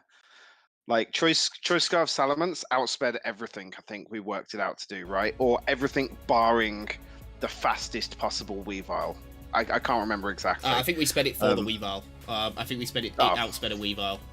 Right, completely. well, in that case then. Yeah, so it outsped everything as long as it wasn't in Choice Scarfed. Yeah. Flutter obviously outspeeds everything, like we know that. So... yeah, I don't think he was necessary. He didn't have to run it slow mouse room because you were going at the speed of light. But yeah, thank you for an amazing season, guys. It has been a wild ride, and that I can say Backscal got a championship. It did. He played enough games. The Dunsparce got a championship. Berserker finally got a championship. I'm gonna put. Well, hang on a minute now. Like, that's disgusting. You can't do that to Brenda. You knew she was banging. She was banging. I feel we're taking some liberties with who we're saying championships here. Like, hey, either Backscale or Berserker. You can't have both the Pokemon that wasn't there for the end or the Pokemon that you never ran in a single match. Like, yeah. So I'll get my screen on and I'll share the team in full, and then we will go. I'll share my team in full, and then we'll go through some rules, potential rules for next season. sorry, just jumping in here. Donk, thank you. That's really good to hear. And that's what Draft is all about. It's about it not being super sweaty. It is about fun. Like, let's face it, the reason we all love Pokemon isn't because we love numbers and maths and the calculations in terms of what damage can do to what.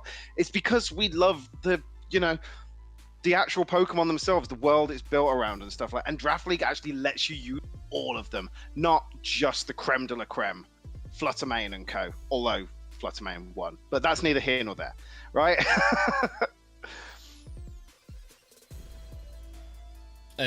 Here's my team. Really wanted to know if we'd live the D-Gleam. I could tell him off the rip. Yes, he would have lived the D-Gleam. He's just a standard he's that set Jack, 252 speed, 252 attack. He's doing like, what, 70% max to him? Also, not bringing Torkoal Game 2 was dumb. I agree. Yes, I agree. Yeah, if you're going for a Trick Room set, bring the slowest mon in the format, for God's sake. Don't bring a Weavile and a Mousehold. I mean, I don't hate the Weavile bring, in all fairness. Like, I think that was like a good one to start with, because you can get off some damage or a fake out if it's like the right Pokemon you're against. But then once the Trick Room's up, you need the slow Pokemon in the background. A Choice Banded Dragonite and a Torkoal in the back would have been great there. Yeah, so as we can see, 252 sped Mousehold is not what you want in the back. It was AV Talk. That would have fucked me up. Yeah, it would. Yeah. That would have won him the game. It's something I considered. That would have won him the game. He was Mental Herb on the Lilligant, which would have also fucked me up. Oh yeah, because the answer to that was Taunt. Yeah. Like, we prepped so hard for that Lilligant, and the answer was you just taunt it, job done. What was that you said yesterday, Nick? Who runs Lilligant, not Sash? Yeah, but you run it Citrus. Mental Herb is fine. I'm sorry. No, you can run it things other than Sash. You just don't run it friggin' Citrus Berry. Citrus Berry was a bad bring on Lilligant. Sorry, guys, for the record, this was like the second prep session Jake was doing against Jack. And Jack decided that what he needed to prep against was Citrus Berry Lilligant. I'm sorry, please, did somebody else. A dual wing beat because of the It Citrus did. Berry. Yeah, It did. it did. But so we got very lucky that game, 100%, because the three things. Well, the Torkoal Lilligant would have the counter that I had for it wouldn't have worked.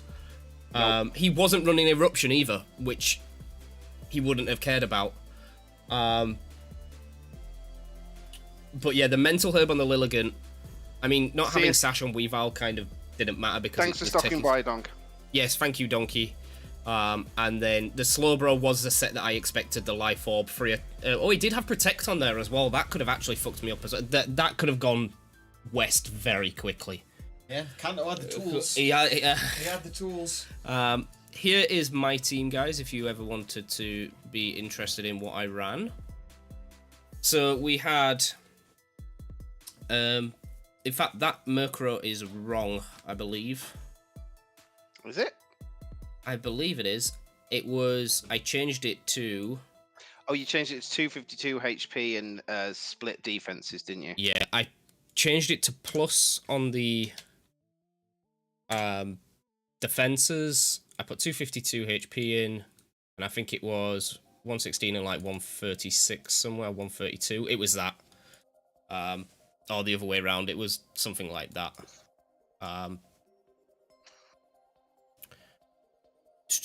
What else did we have? So, yeah, that was the Murkrow. Murkrow took serious damage. See, like, that thing, if I'd have caught the Psychic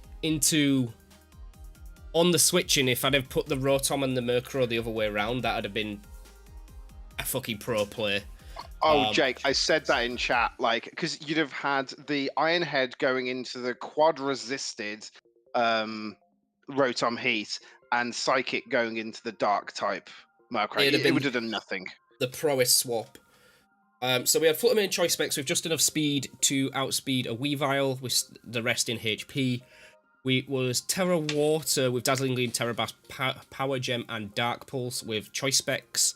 We had Heston with White Herb, Protect, Sleep Talk, Overheat, Thunderbolt. Sleep Talk was the switch-in for the Sleep Powder. We had Otto, which was our answer, despite having like multiple ghost types. Otto was also our answer to Pop Bomb, with Rocky Helmet, Split Defenses, with a bit in Spadef to live something specific, I can't remember. Probably, I think it's Eruption in the Sun from a Terrifier. Yeah, that was it. Terrifier Torkoal, Eruption in the Sun would live. I initially had this Mirror Coat, but didn't really work, so we've done Hyper Voice, Thunderbolt, Helping Hands, Light Screen. Hugo would have swept his whole team if I was to bring it and get it into position. So, in fact, the second game, Hugo would have absolutely just ripped everything apart. Sacred Sword, Protect, X-Scissor, and Aqua Cutter. Because he V-Pop Trick Room, I would underspeed most of that. Stella, Choice Scarf, Moxie. This is just a broken combo. Dragon Claw, Rock Slide, Brick Break, and Dual Wing Beat. I almost clicked Brick Break on that slow, bro. I almost did it. I saw you hovering over it, and I was like, that would be such a read, but it's so dangerous to do because the Weavile had just as much reason to Terror as well. Yeah. To survive what you could be dishing out onto it. Like, so Phoenix said, did you name the team? Here we go again. I was like, yep, yeah, I did. We had Sheila, which would have been, oh my god, you ran Last Resort to Dunsparce. I'm telling you now, it was doing over 50 to everything. We had Bert, in case it all went west, with the Wigglytuff, with Assault Vest, Terra Ghost, Bullet Punch, X's, a Brick Break, and Feint. Feint was for Protect Trick Room. And then we had Mr. Grumbles with Safety Goggles. Mr. Grumbles was never coming this match. Adamant, Ironhead, Play Rough, Fake Out, Protect. So that is your championship winning team. Hall of Fame. Hall of Famer. There's only one thing left to do. Submit your match. It's to submit my match. Which was the closest one? I think it was game 1. I think it was a 2-0. Yeah. Well, was it? Oh, they both weren't 3-0s, were they? Oh. No, they weren't 3-0s. I'm saying were they both 2-0s? I think they were both 2-0s. Definitely wasn't a 1-0. They were both 2-0s? Yeah. Yeah, they were both 2-0s. So you can choose. Where do you want those kill points going? I don't have a clue, but that wraps up our season. I will insert my name into the Hall of Fame, and we could insert. I'm just gonna put it as your Armor Rouge Jack. To be honest, I am gonna. Where are the stats? I'd have to calculate them. It's very hard. Like the no, because we don't. It might not be. I'll get back to you on that one tomorrow. It didn't get that many. So Council MVP was Chicago Crocodiles. And Coach Donk. Hey, at least Kanto gets something with the regular season champ. Like, he's not walking away from the We've always had it where I don't think we've had a regular season champion make champion. No, we haven't. We haven't. It was the same for me last year. I was the one in Kanto's position which basically just swept until it gets to finals. And then, I don't want to say Kanto got dumpstered on in that game versus you, but he got hacked. Because I said, exactly what happened. And I've told Jack every time, when you play a game, guys, the message you send is not good luck, have fun, it's good luck, no hacks. Because then you get them all. It just works. And you have to say it first. You can't say it second. It only works if you go. Is that wishing that the opponent gets no hacks against you? Is that what it is? It's kind of just no hacks in general, but yeah, don't hacks me, I'll hacks you. Yeah, the problem is that's too many letters, Phoenix. You have to pick one or the other. It's either have fun or hacks.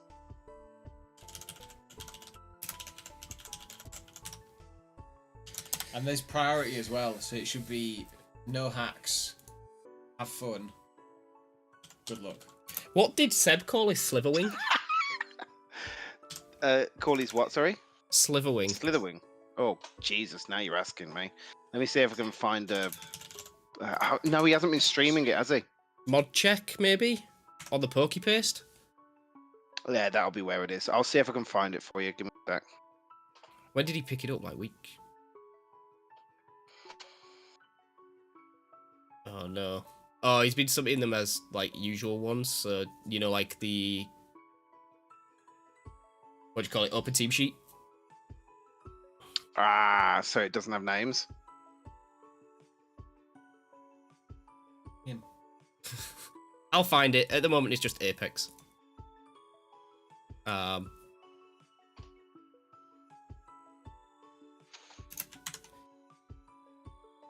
Coach, this is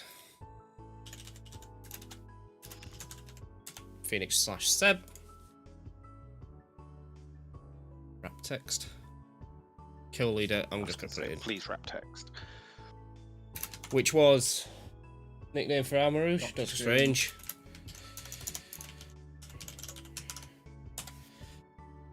Fucking look at this, man.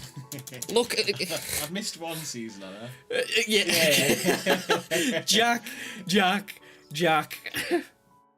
Yeah, it's worth noting that that season you missed, that was Crystal that got it with Azumarill, and she went into the season without the intention of winning.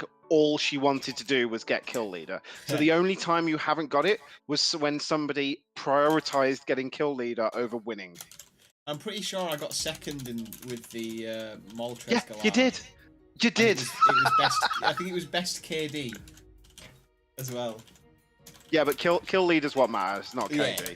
As like, this is the thing. From my perspective, I care more about KD, but from you know, Hall of Fame perspective, yeah, we're not doing KD as well, because most of the time it'll probably be kill leader.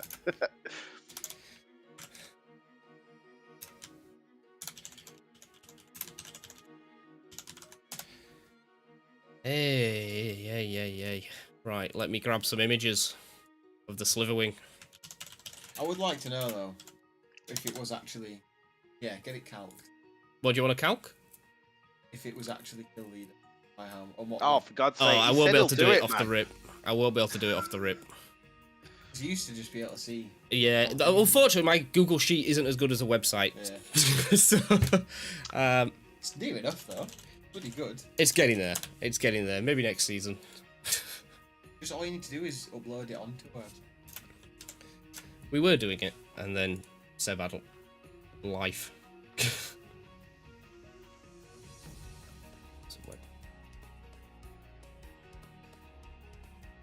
Let me have a PNG file. PNG. Then Sliverwing, insert, image, incels, browse.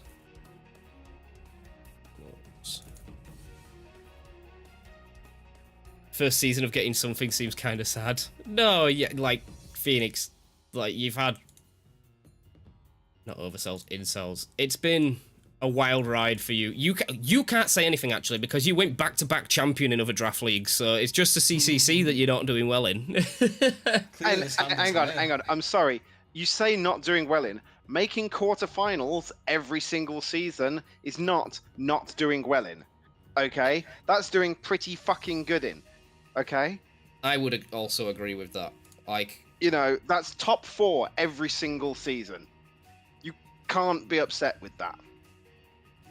Yeah, but losing in every quarterfinals, it's fine. It's fine. It's better than losing in the fucking final, I'll tell you that for free. Hey, you say that, but you've got more experience of winning in finals than you do of losing in finals now, Jake. No. We got redemption for season 3, man. That fucking dub wall and I came out for vengeance. Yeah, I like that we've got a record of all.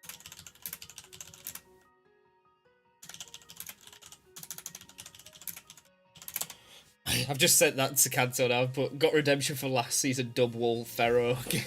You can get fucked. Yeah, 2-1. And what a season it's been. I mean, I suppose I should do the. I don't even think I've prepared the last game on the submission. Oh, let me have a look. Did Kanto submit his last game? I don't know if Jake, he did. You got time. Like it's on you, and it's you to do. So match submit. Group You've got time. Yeah. So Kanto didn't submit his semis, and I don't know. Oh. Do you? Yeah, voided. No, Disqualify him. Jake only wins by forfeit. It was my fault because the submission none was of that wrong. match mattered. Do you remember how it went? I think he 2-0'd. He definitely 2-0'd you. But I don't think he recorded it, which is a bit. We'll just have to make something up. Yes, I know he had Mousehold, Dragonite. Torkoal. No, he didn't bring Torkoal. Lilligant. Evile? Did he not Slowbro you? Slowbro you. It was Slowbro. I might submit it for him. Hang on. Match submission. Stage. Because he 2-0'd me, that'd have been the second. Yorkshire Wiglets. Your team won, so it was 2. Team 1. It's not fucking that. Which way does I love this. You win the finals and you start worrying about the, the semi-final match submissions. It's like somehow I feel like your priorities are not in the correct order. You're not even like if you were doing yours, it might make sense, but who is going to go back and look at these match submissions from now on? Sometimes I do. Sometimes I do. This is why he's in the finals all the time. Don't give me that. Don't give me that. We saw how lucky he gets. That's why he's in the finals all the time. Nah, it's hard work and dedication. And rock slide flinches. I mean, yeah, we have seen the rock slide flinches before. Shall we say Aerodactyl? The Fluttermane crits, bro. Yeah, that's the last thing you want. I'm not gonna lie. No, like you've got a ice special attack in the game, choice specs, and it starts critting you. Yeah, necessary. Completely necessary. The harshest thing. Fresh. Don't know if this will West Yorkshire. Hey, turn the lights on. Hey. What's wrong with you?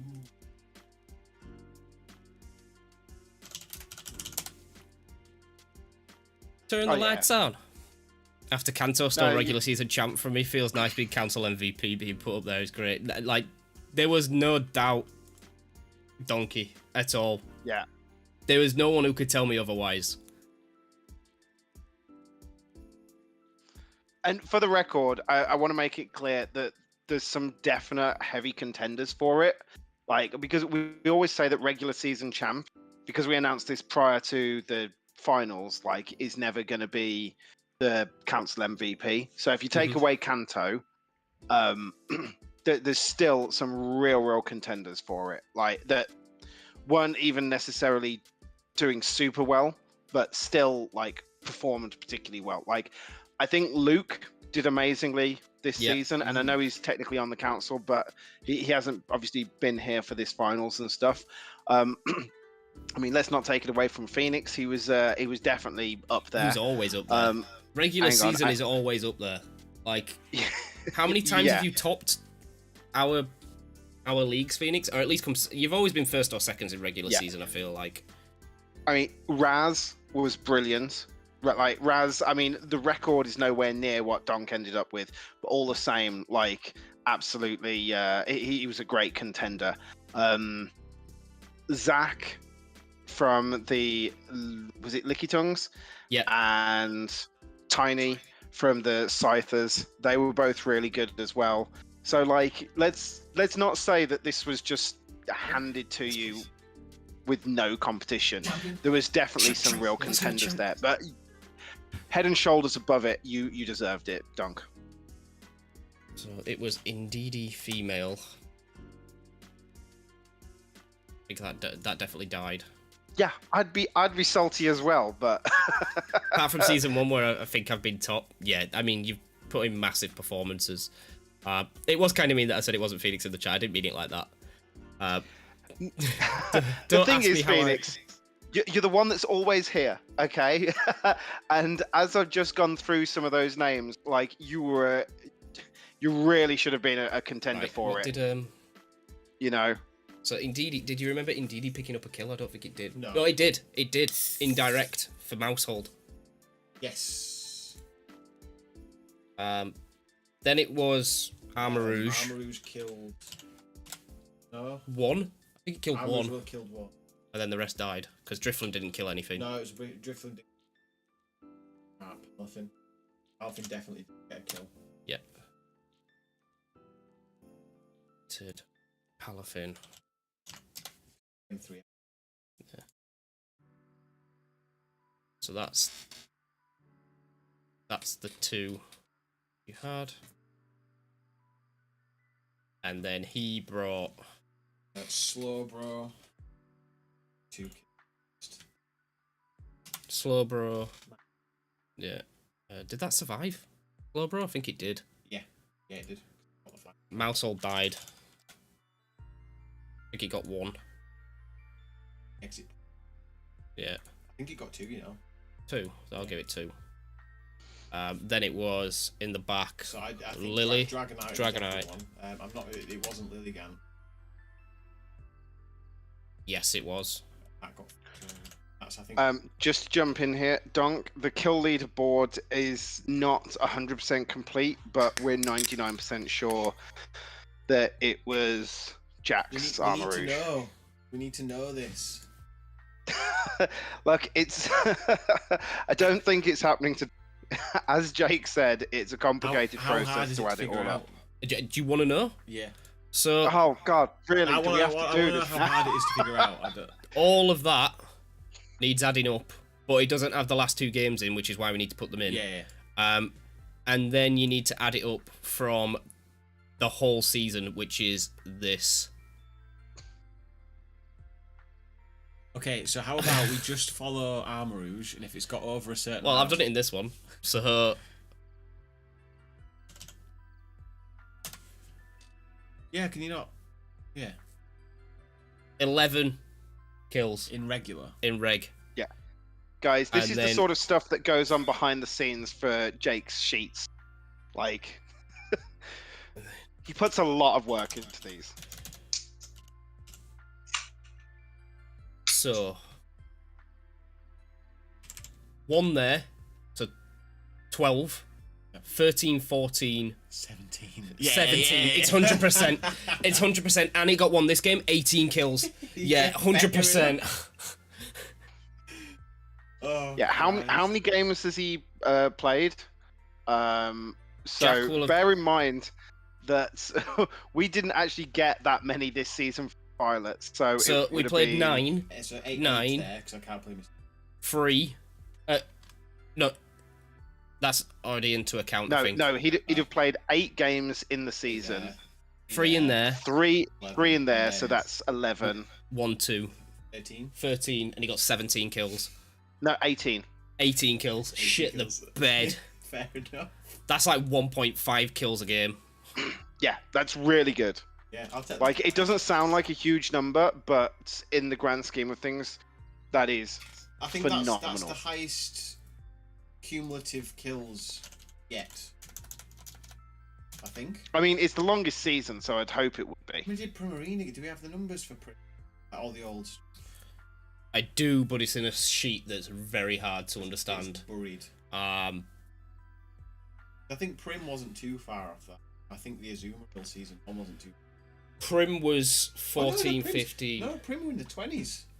Oh, Prim, no, it was, Prim, yeah. Prim went off. Prim got like 3 a game. Yeah, that's the...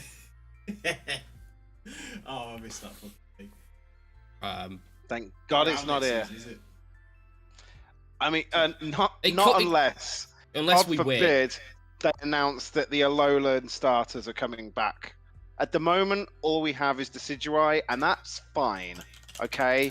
Guys, nobody argue with that. Decidueye is fine. We do not need Primarina or who shall not be named. I wouldn't be able to take Primarina. Can't be doing repetitive. I might take it halfway through. But no, he can't repeat. No Flutter main for you. That's fine. I wasn't planning on picking it anyway. No Murkrow. Do you mean Insin? I don't know what. Whoa.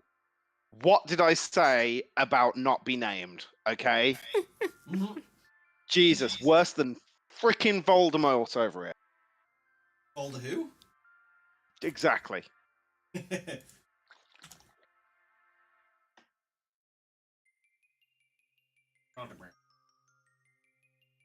My PC is blowing up. Trying to stream and Google Sheet at the same time. I'm sorry, Phoenix. You say he isn't. Do you want any format where both Insin and Fluttermane are legal? And a Terra Lando Insin? T? And Urshifu? I'm sorry, like, trust me, it's bad anyway. But like, you put He Who Shall Not Be Named, and I realize I've kind of into there. Like, nah, son, I ain't about that. I am if he comes back, and God forbid he does, but if he does, I am arguing wholeheartedly banned from the CCC.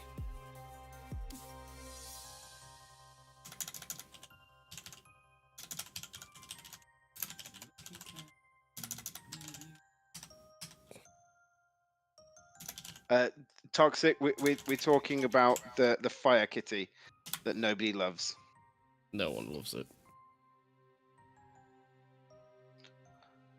Put that cat in a sack, couple of rocks, chuck it over a bridge into a river. All right, I'm saying it. And I'm a cat lover. I want to make this known, but not that thing. That's your sister's favorite Pokemon? Well, Toxic, no shade, but your sister's got bad taste. No, right, okay. Here's the thing. I would love Instin if it wasn't for the fact that it just absolutely dominated the meta so much, pretty much since it's been around. Like it's, I'm just sick of it. I'm sick of it more than any other Pokemon. I mean, I think Fluttermane has more usage in Regulation C than Insin did, and trust me, it's still worse and feels more oppressive. Fluttermane has never bothered me because it's like, sure, it's just a glass cannon, no matter how you've build it.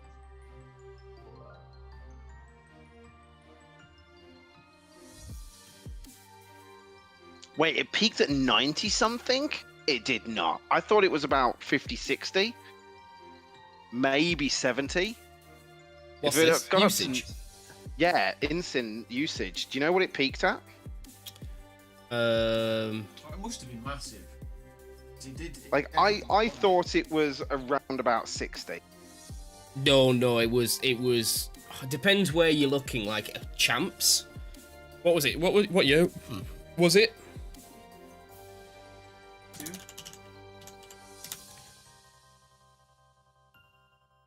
Especially the final. So yeah. Oh wow, VGC 2019, 90%. Okay, well in that case, that like if anything, it proves my point. It proves my point. I'm sorry, if 90% of teams are running it, then it's a Pokemon that nobody wants in the meta. Because it becomes a necessity. That. Essentially, your team is 5 Pokemon. Yep. Not 6. It was just too good. I know. I'm not arguing whether it was good or not. Well, I don't think... I think in Draft League, it's It is. I think it's just an inherent built-in hatred for it, Jack. I get that. And if we never see an Incineroar ever again, I'm happy. Game. I'll submit game. I think Fluttermane always gets 2. Or does it only get 1? Well, which game are you submitting? Whichever one Fluttermane got the most in. Well, the last game it definitely got 2. It definitely got 2. Last game it got 3. We'll submit the last game. Last game it got 3 because it got Dragonite, Mousehold, and Weavile. Yeah, it got Weavile turn 1, and then survived. it got D-Knight and Mousehold in the last turn. Then we had. Fire crit again. So, what was the other Pokemon that was brought? Slowbro? Who killed that? Was it Rotom Heat? Rotom Heat because I quashed and T-bolted. Yeah, and then the rest are just 0-0, essentially. Yeah. Poor Mance. Didn't get a kill with such How many kills did he... Not a lot. Not a lot in the end. Not as many as it should have got. But I think half the reason for that is because of the fact that pretty much everyone took one look at your team and was like, I need to prep for that Fluttermane. And then Team 2 is a Philadelphia Gholdengos. He brought... So he led with Mouse, game 1. Dragonite. No, it was Weavile Slowbro. Oh yeah, sorry, Weavile Slowbro. He literally watched my stream. As I said, the one lead I don't want to see is Weavile Slowbro. I mean, you did all right against it, man. Well, I just threw the Hail Mary. Because if it had led Torkoal Lilligant into that, I would have been fucked. Fair. Yeah. Especially the Torkoal. So Weavile just died, I think. Oh yeah, because we did that test, and that's why I said don't throw that as you started. Slowbro didn't get any kills, I don't think. So hang on, which Pokemon of yours died? Not Fluttermane, obviously. Salamence died. Salamence died to... And Murkrow died. Murkrow died to Dragonite. Yes. Ironhead. Oh, yeah, they both died to Dragonite because he helping handed Dragonite Ironhead into my Salamence. So Dragonite got 2. I wouldn't have remembered that. And then Mousehold. 0-0 died.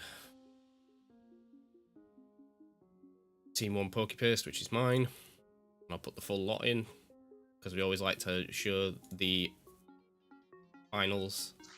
Yeah, it doesn't matter now. No. And then Kanto's is this one.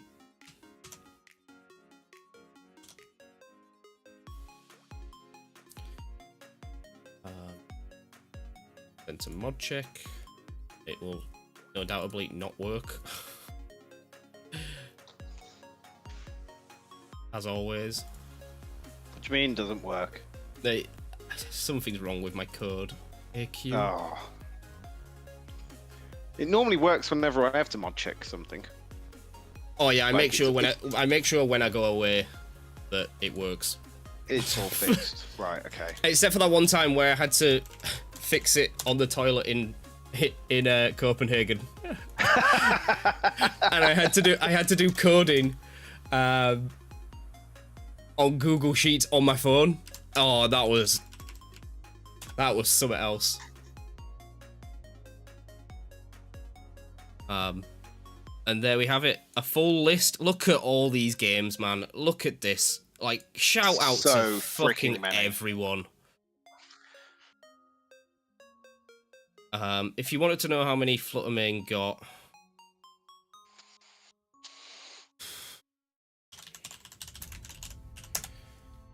eight in regular season,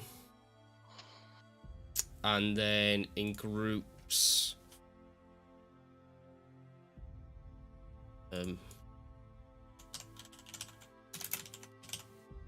one died. Oh, I've got to count mine. So 1. That's Seb's. 3. So what was that? 8. 12. 14. 15. 16, 17, 18. Tied. Shit. I'll give it you. Really? 3 in the last game. It has had a lot. Yeah. I'm going to give it you because you've had less games. Less games. Less games. Nah, share it. Take it away from Jack. Should we share it? You've got enough. Nah, fuck you. Yeah, fuck it, I'll share it then. He just said, go on. No, it's. I think it's Armor Rouge. It should be kill leader. Haley. Hey, Haley maybe there's some others that we need to double check. Something else, and it goes to show if you don't first pick Fluttermane, what the fuck are you doing? Yeah. I still don't think I'd first pick it. Glass cannons don't suit my playstyle, man. If you don't first pick it, you're not getting it. I like that. From Toxic.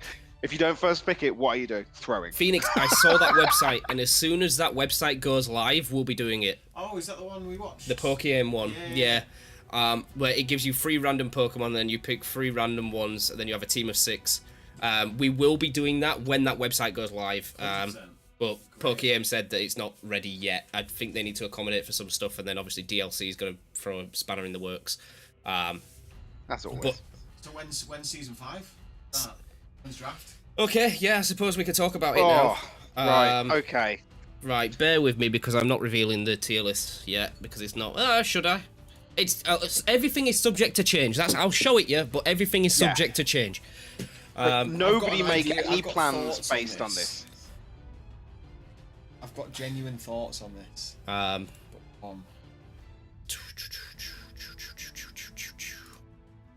So do not take my fucking head off, please. Toxic. Oh, for God's sake. Right. Guys, make all the plans in the world. 170 points for S tier. I'll read you out the rules first. These are invites. But the rules are effectively team composite. Wait, the fuck it, come back. So band list, legends, and greater than 600 BST. All bands from Reg D. Again, might change because we might get another format by then. So, but for now, we based it on Reg D. Heatran and Ash Greninja, I don't think we need to ban Ash Greninja. The battle bond isn't as powerful as it used to be, so Ash... Why is Heatran getting banned? And we banned Heatran because it was... It's broken. It's broken. With terrestrialization, it is just so easy to be busted. Is it more broken than Ursaluna, though? Oh, yes. Put Heatran back in. We might. No. We might. Look, as we said, nothing is set in stone at the moment. None of this is being given the nod from either Seb. Luke hasn't looked over it either. Like, this is just like the initial stance on stuff. Please do not take all of this as written in stone. Like, we cannot stress this enough. So, like, don't start arguing with us now because essentially it doesn't matter. Okay, but this is just where things lie at the moment. Okay. And then we've got genies, but there's one of each, so you have to pick a form, and then that genie goes. Urshifu must pick a form, and then both Urshifus go. So only one team will have an Urshifu. You can't have water and dark. Yeah. And so somebody drafts Urshifu, but then when you draft it, you say you are drafting either the rapid or the single version of it, like water or dark, and then the other one is off the table as well. Okay, the same goes for the genies. So somebody picks Tornadus, they pick either the oh god, what are they called? Firion. Therion or Firion. Thank you. You pick either Incarnate or Therion, and then Tornadus is off the table, but you only get the one that you pick at the time. And then incoming mons, obviously all roaming's allowed. So you get your nice little Cantonian and Galarian birds back. And then I assume with Terra Raids coming back after champs, I'm thinking like Raiku's probably coming back, Entei, Suicune, and then some more That sucks because both enamel forms are so useful. That's why. Yeah, Pick one. The thing is, like, we don't want we specifically don't want this to be the same as this season where there were 2 versions of the same Pokemon. Not that I know they're essentially different Pokemon, but it's still the same thing, right? Yeah. And we don't want to give one person like both forms. Like, you don't get that much flexibility. So this is the reason we're doing it. It's like, no, each mon is its own individual thing, and you only get one version. So, yeah, as it stands, none of this is concrete. Rules. Standard CCC rules apply. These are just changes. So, like, obviously your team sets and battle rules are always the same. They have been for the past 4 seasons. They will be for the 5 seasons. Trust me, I'd love to put a sleep clause in there, but I think you're gonna have to prep for it. So team comp. Pokemon get Stab Terror plus 1 chosen Terror type before game 1. So that means you have your time after the draft, but before game 1 there will be a deadline where you have to submit your Terrors. So you only get 1 for your team or per Pokemon? Per Pokemon. Right. And so go on. Let me try and, like, I'm not saying I'm going to do any better than you have. So let's say you have Weavile, okay? That's a dual Terror type. So that's Ice. It's dual type. It's Ice and it's Dark. So you can always, like, choose to have Weavile as Dark type or Ice type. Once you have drafted it, after you have drafted all of your Pokemon, but before you play a match, you have to decide what additional type Weavile is going to have. So let's, for sake of argument, say Ghost, because that's the one that makes sense against our fighting there. So you've then assigned Ghost to Weavile. So every single week, Weavile can be Dark, it can be Ice, or it can be the additional one, in this case, Ghost. And that goes for all of your Pokemon. Does that make sense? So types get both of their... Yes, and single types get 1. Single types. Yeah. Whereas something like Torkoal, it would get Fire plus the additional one. So let's say Steel. So Torkoal could be Fire or Steel, and you can do that every week. Oh, so every yeah, so they stay until you trade it out. Yes. Yes, so the only time you could change a Terror is either you can use, so we'll get to it in a second, but you can use a trade to trade the Terror type of your Mon. Okay. Or you trade out the Mon, and the new Mon coming in, you will have to pick its Terror. Yeah. The caveat to the Terror is you cannot have duplicate Terror types on your team. Duplicate additional Terror types. Yeah, additional Terror types, so you can't choose Steel for everything. Okay. So the Weavile is obviously Dark and Ice plus the third one, right? The Torkoal that you've also drafted, that gets Fire. You can give it Dark and you can give it Ice because the others aren't taken up by Weavile because they're automatic for it. But then you can't give it the same. So if you've given Ghost to Weavile, you can't then give Ghost to Torkoal. Yeah. And then as it says there, you get free agents and free team trades. Can use a free agent trade to change a Terror type on a Mon. No trades after regular season. Team locks will apply in the final week. And you cannot trade a Pokemon unless it has been used in game. That is the new rule. This is what I wanted to put in there because it stops you just like getting something and trading. It means that Jake can't do his usual thing of like, nah, I don't like it, I want to trade it out. He has to use it before he can trade it. Can I ask and for the record, this means that you can trade it like week 1. You just have to use it week 1 before you can go. Can I? Yes, you in the back there with the ugly face. So wow. So let's say because it's a best of 3, isn't it? Yep. Let's say it's always best of 3. I bring it to game 2, but my match submission is game 3. That still counts. That still counts. That's fine. Still counts. That's fine. As long as it hits the field once.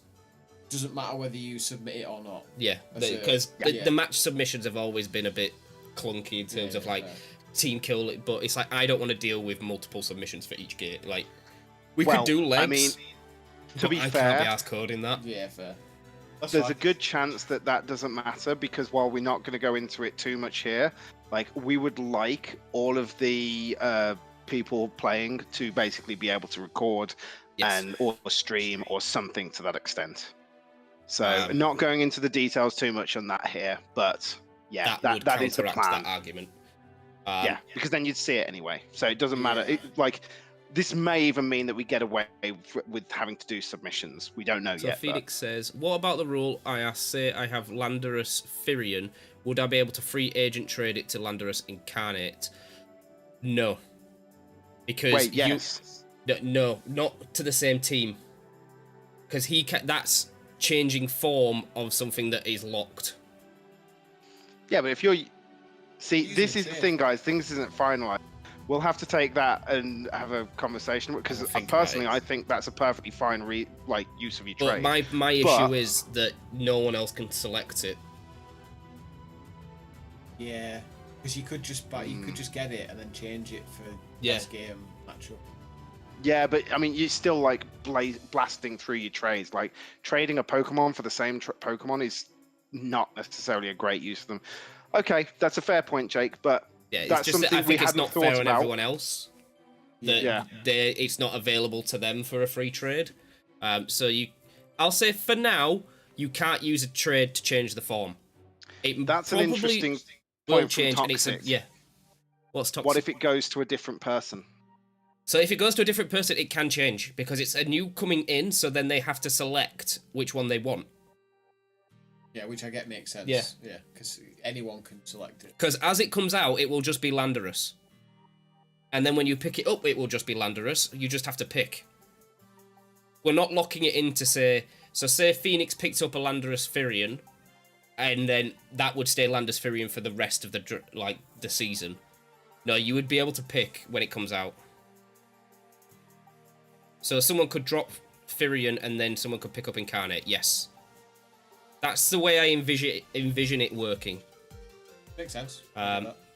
Draft will be a standard snake draft, 10 Pokemon, as we did in Season 1. One draft with all the teams in it, not split draft. We're all in there together. We're all in this... Copyright. Game rules. Oh yeah, because you need to worry about that. Game rules. So...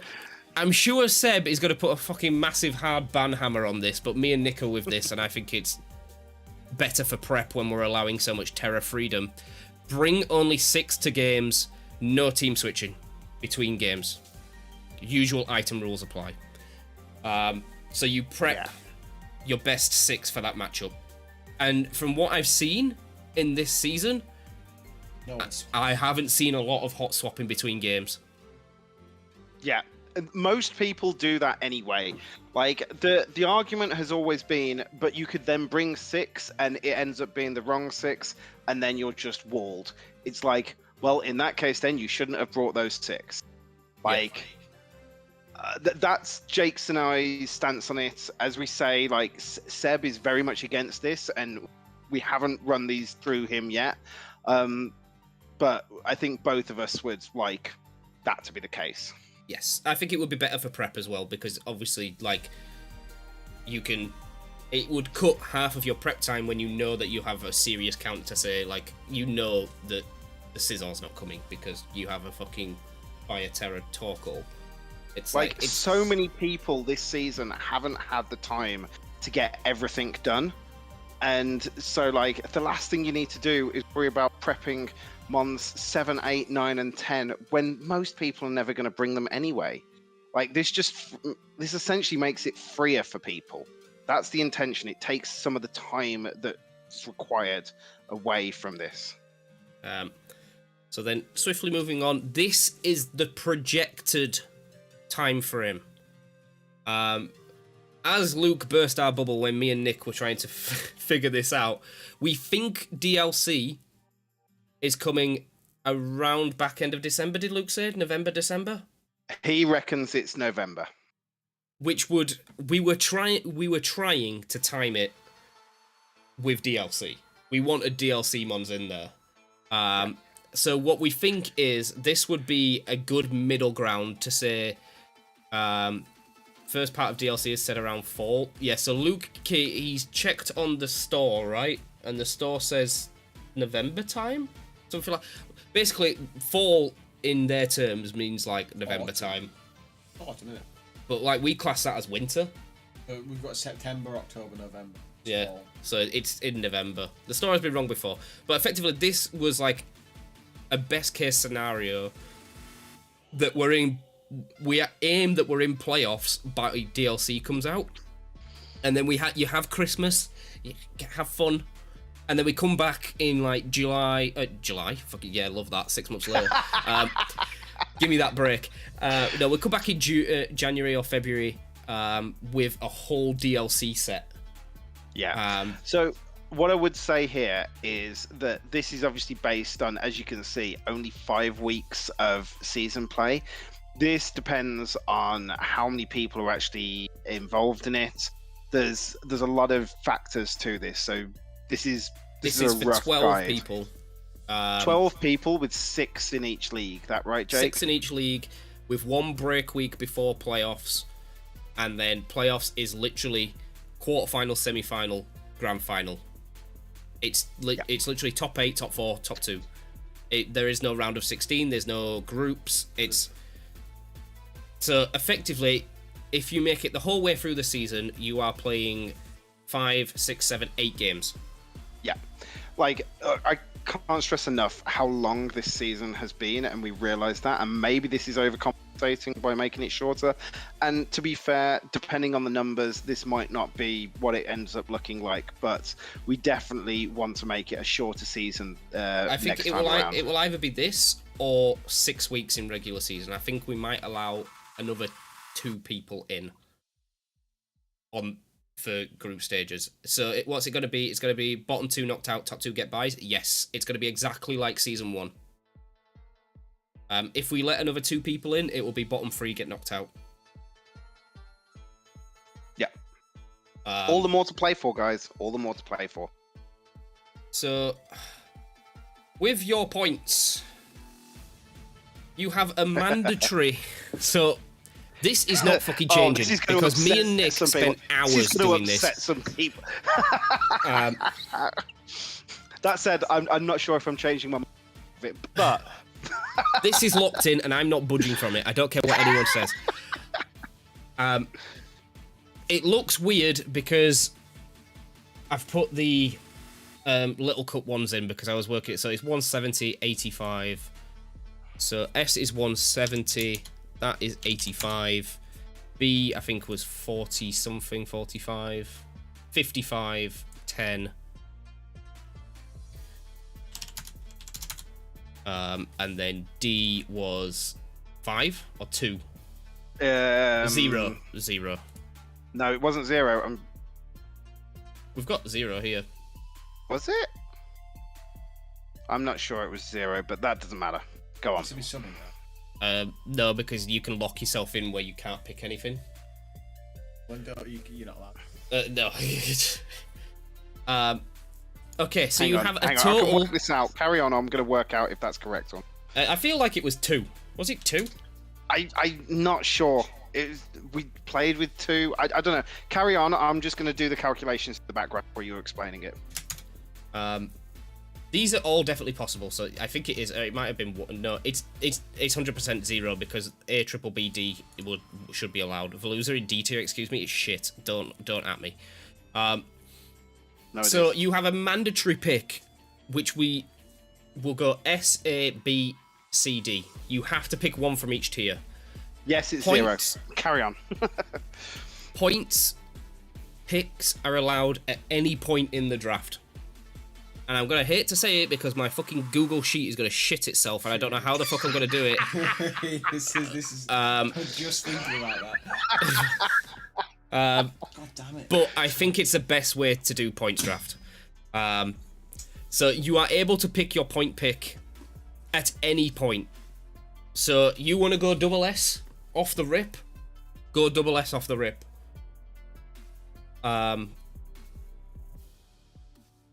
From what we've calculated, double S will severely punish you. Yeah. I think what's possible, looking at what is the best possible scenario for a second S tier pick, is S, B, C, C, D. Yeah. Or you could have S, quad C. Or S quad C, yeah. But the B CCD is the so basically you'd have two best S's, option. an A, and two B's. Would be what you'd bring, and then a C. And yeah. Certificate, yeah. It might be worth just picking a 6. So the ones in black. This is why I want to add an extra rule, which is I'll get to that in a second. We'll get to that in a second. So the ones in black of what me and Nick have identified as the optimal players. So that's what we've based it on in terms of like that's what we think is using most of your points, right? Yeah. So double A B C C, A triple B D, or S B C C D. Obviously there are like many other like combinations that you could do, like triple B C, S triple C, A B B C C. But those ones in black are the most optimal that we suggest, like we think. But obviously people will have their own strategies with points. Points drafts are very like crazy. And then the ones in red way are ones that like aren't possible. If you can even make out what the red says, like I'm struggling to see it from my screen. So basically, like not possible is like S A triple D, S triple B. A triple B C is not possible. Yeah, Penta B.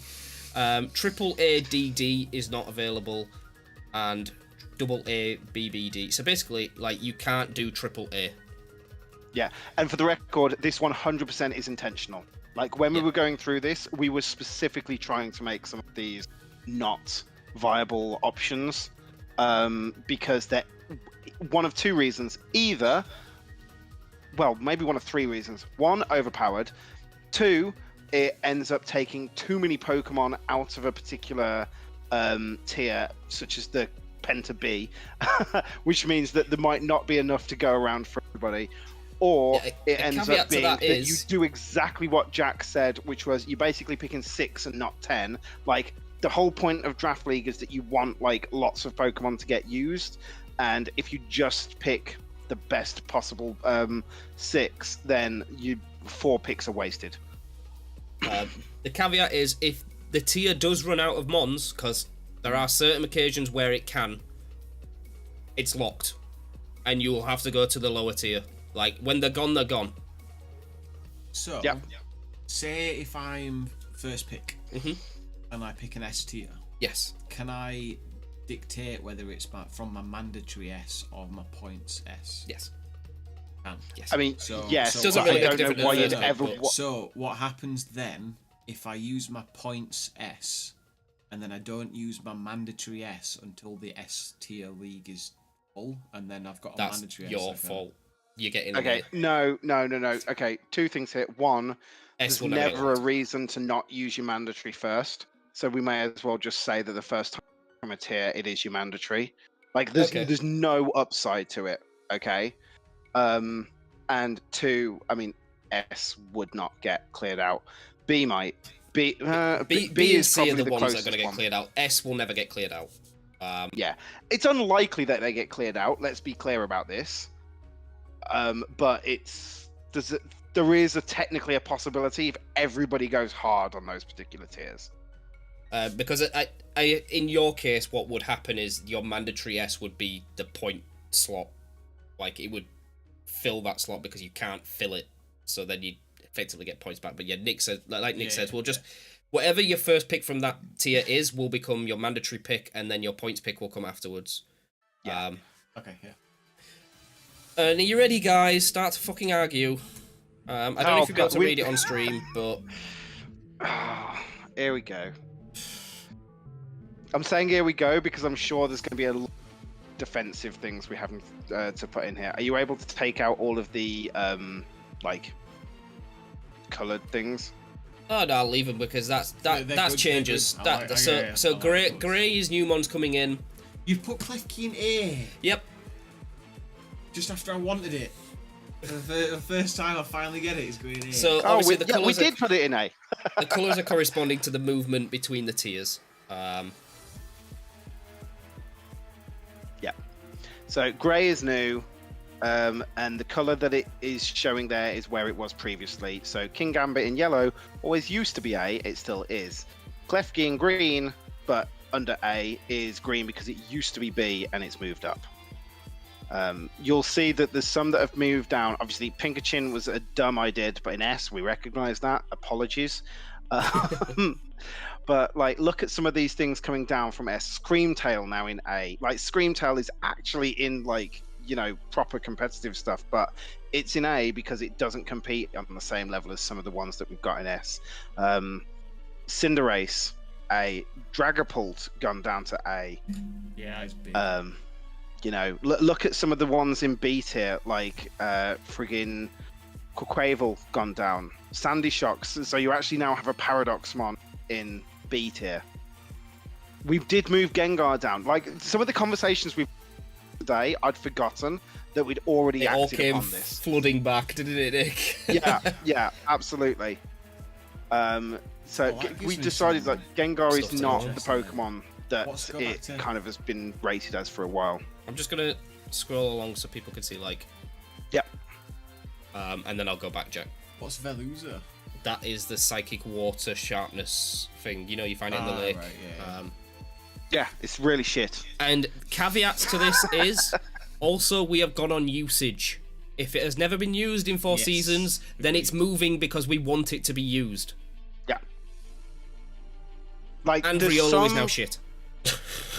Oh yeah, 100%. Like, if you want, fucking go for it. You're welcome to it.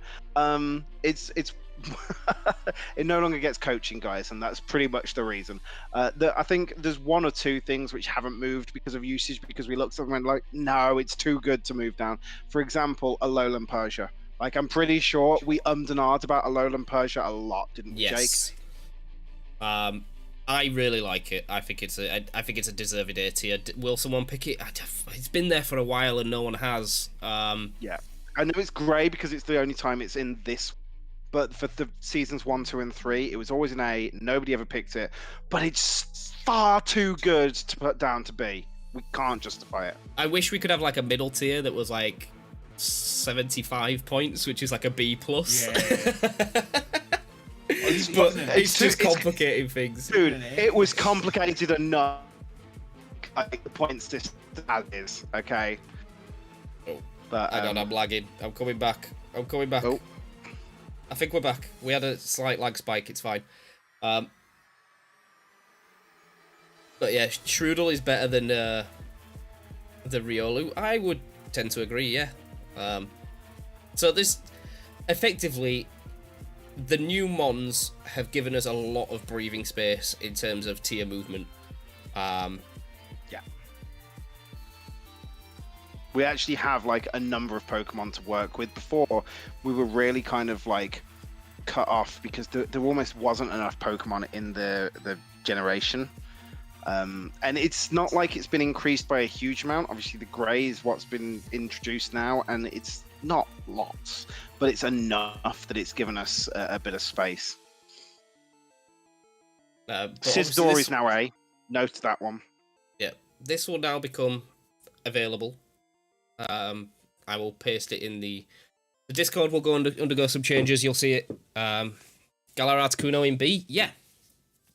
Because tell me what it's better than in A tier. Because A tier is fucking cracked.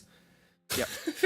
And again, as we say every season, if you feel under-tiered, pick it up yourself and prove us wrong. Galar Articuno is better than Azelf? Nope. Not with their signature move. The thing that gives it +1 special attack off the rip. It's like Fiery Dance, but for psychic types. It's like... Yeah, go on. It's just, yeah. The Lake Trio are hands down some of the best Pokemon in the game right now. Toxic, you mentioned Hisuian Lilligans going into A. It's honestly not that amazing. Unless there's something massive that we've missed. We looked over it, it was like, it's good. It's not, I don't know, Iron Jugulus good. It's not Gyarados good. It's not Skeledirge good. You know? And plus, Articuno Galar's never been picked. So that's why it's in B. Pick it, do well with it, it might go back up. If you do shit with it might go down. I'm picking it. I'm 100. Like, Articuno, I think I told you this last. I was quite drunk. Articuno is my favorite legendary of all time. And guys, I know it's shit. I'm talking about the original, the new one, but like, I don't care. I was a kid. I loved it. All right. It was. You can't use the old one. However, you can use the new one. It gets Tailwind and Trick Room. Yeah, that one's definitely a maybe user. For the record, I think we've actually got Articuno down in C or D, haven't we? Like the original one? The OG one is in C. Yeah. There you go. There's a legend in C tier, guys. There's a legend in C tier. That is nutty. It is nutty, but it's shit. I love it to God, just gets no but it's shit. I've got big plans there. So yeah, there is. Well, the Discord will undergo some changes, and this will be made available. Like I've said, once Seb gets his hands on this, it could all change. It could all change. I don't think he's yet to have a proper sit down and think about things. Seb at the moment is incredibly busy with stuff going on in his real life, but effectively he's almost like the absentee king, right, Jake? Yeah. He's always had 100% control over any decision in terms of like in-game. Yeah. So I just do the format and all the back end. Seb does the decisions on in-game. Figure off to go down. I think it's give good. it an Eviolite. That's really good. Now points draft is here. But... It's like, I mean, Terra Normal, Eviolite, Vigor off with Facade. Yeah, that's really good for a C tier. Like, I think the difficult thing is that obviously you could say it wasn't picked this time around, but it wasn't here for seasons 1, 2, or 3. Maybe if it's not picked this time around, we could consider it for next time based on usage. But this time we have to give it at least another chance. Yeah, I think Nick meant B tier. Yeah, it's in B tier. Oh, sorry, it's a solid B tier. Yeah. You'd be fun to know that. So one we're teetering on is Gallade, and we've had it. It's moved from A to B about 14 times, Nick. Something like that. Yeah. Well, I mean, it's gone up from C to B in this instance, right? But we've ummed and ahed about whether it is good enough for A. That's the conversation, not whether it should be C or B, whether it should be B or A. It's already coming out of C, no question. Don't tell us it should still be in C, because frankly, you're wrong. But yeah, this will end up on the Discord at some point. Happy team building. Scheduled for back end of September for the draft. We will put out some feelers. Invites will be sent out at the end of the month. Yeah, I reckon. So looking at July or somewhere in August, invites will start being sent out. Yeah, and for the record, as I mentioned before, like we are planning for this to be pretty much entirely recorded. So if like there's some people that we'd like to invite that don't currently record, and we know that obviously that's a bit of an issue. Like we don't want to have to put a gun to someone's head over the matter, but at the same time, it one takes away a lot of onus off, in particularly Jake, who has to do all of this submission crap, which, trust me guys, is a lot of work. And it too just gives like a lot more visibility to the league as whole, right? Yeah. Like the CCC is something great. We all enjoy it. We love watching it. We want to get it out there more, and the best way to do that is if everybody's actually putting their stuff out there for everyone to see. Yeah. And we never have a situation where... I mean, I've been trying my fucking hardest, man. Like, I've been holding up the finals days to make sure they get recorded. But there's got to be one time where, well, we're going to ensure that there is not a case where it cannot be recorded. Yeah. Honestly, I could record content now. It'll be bad quality. So we're not asking for content, we're just asking for record. So it will just be, if you don't want to put your voice over it, you don't want to put anything over it, you just want to record the flat gameplay with nothing on it, that's what we want. Bare minimum. You don't even need to have like a YouTube channel or anything like that yourself. We have a CCC channel if nothing else, record it, send it to us, we'll put it there. And then, like, your name isn't with it. There's no contact, like, there's no connection between you and the material. It's just there, like, so as we've got it all in, like, the league as a whole. Is Showdown going to be fine? No. Rather not. No. Rather not. It is there as a last resort if they can't get the game in, but no, we generally do not allow Showdown. Yeah, like, if bots go down and we know it happens, and it's like either you do the game on, or for whatever reason there's a point where you do the game on Showdown or you don't do it at all, yeah, sure, but like, that should be the exception, not the rule. It has always been cart, and it always will be cart. Yeah. Rightio, guys. I'm now going to go have some food and celebrate a massive finals win. 2-time champion, biggest league we've ever done, and I've somehow managed to claw my way through. There'll be a massive YouTube video of the whole. I have every game recorded. I don't know how you've done it. Like, I'd almost say it's not deserved, but it 100% is. Huddersfield High Dragons, man, the unstoppable force, except for when you put in a double and a Ferrophone. Yeah, the unstoppable force versus a movable, right? The age old. So yeah, I like that dunk, Mr. 2-time. Mr. 2-time. Don't tell Rich. But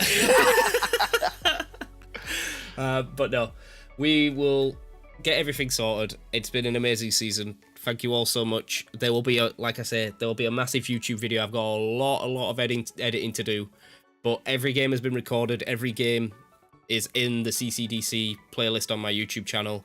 You can see the run that we went on. I mean, we've only lost to Jack and to Phoenix.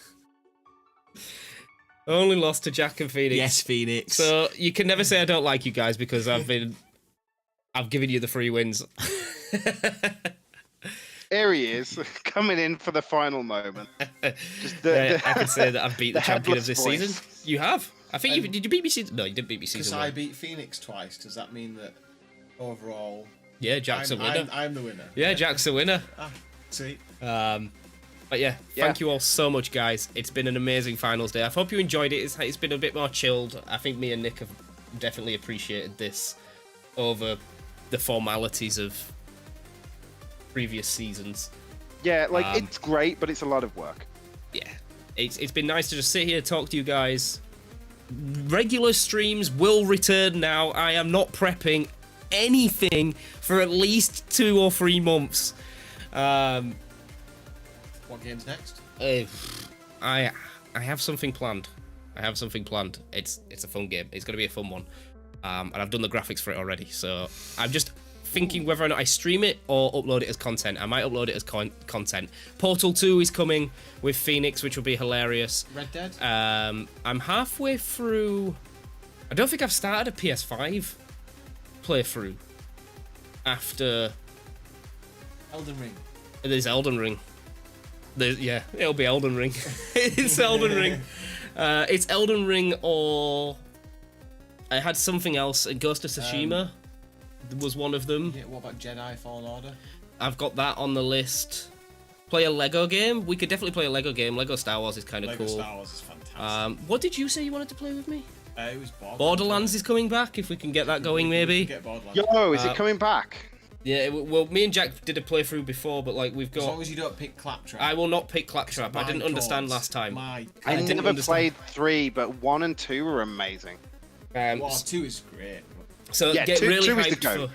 Yeah, 2 is fun. 2 is fun. Get really hyped for content, because now Pokemon Draft League's out of the way. Honestly, this has eaten up like 80 million % of my time, and like the past 2 weeks, Donkey I prepped for infinitely, and then this one, It's been a lot this week, hasn't it? It's been a lot this week.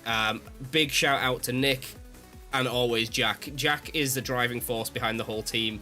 He puts up with my 90 million spam messages of calcs, and basically, like, I had a team prep for this final, and Nick mollywopped it, but Jack was just like, you don't do that, you just lead Murkrow. And literally everything he said came true.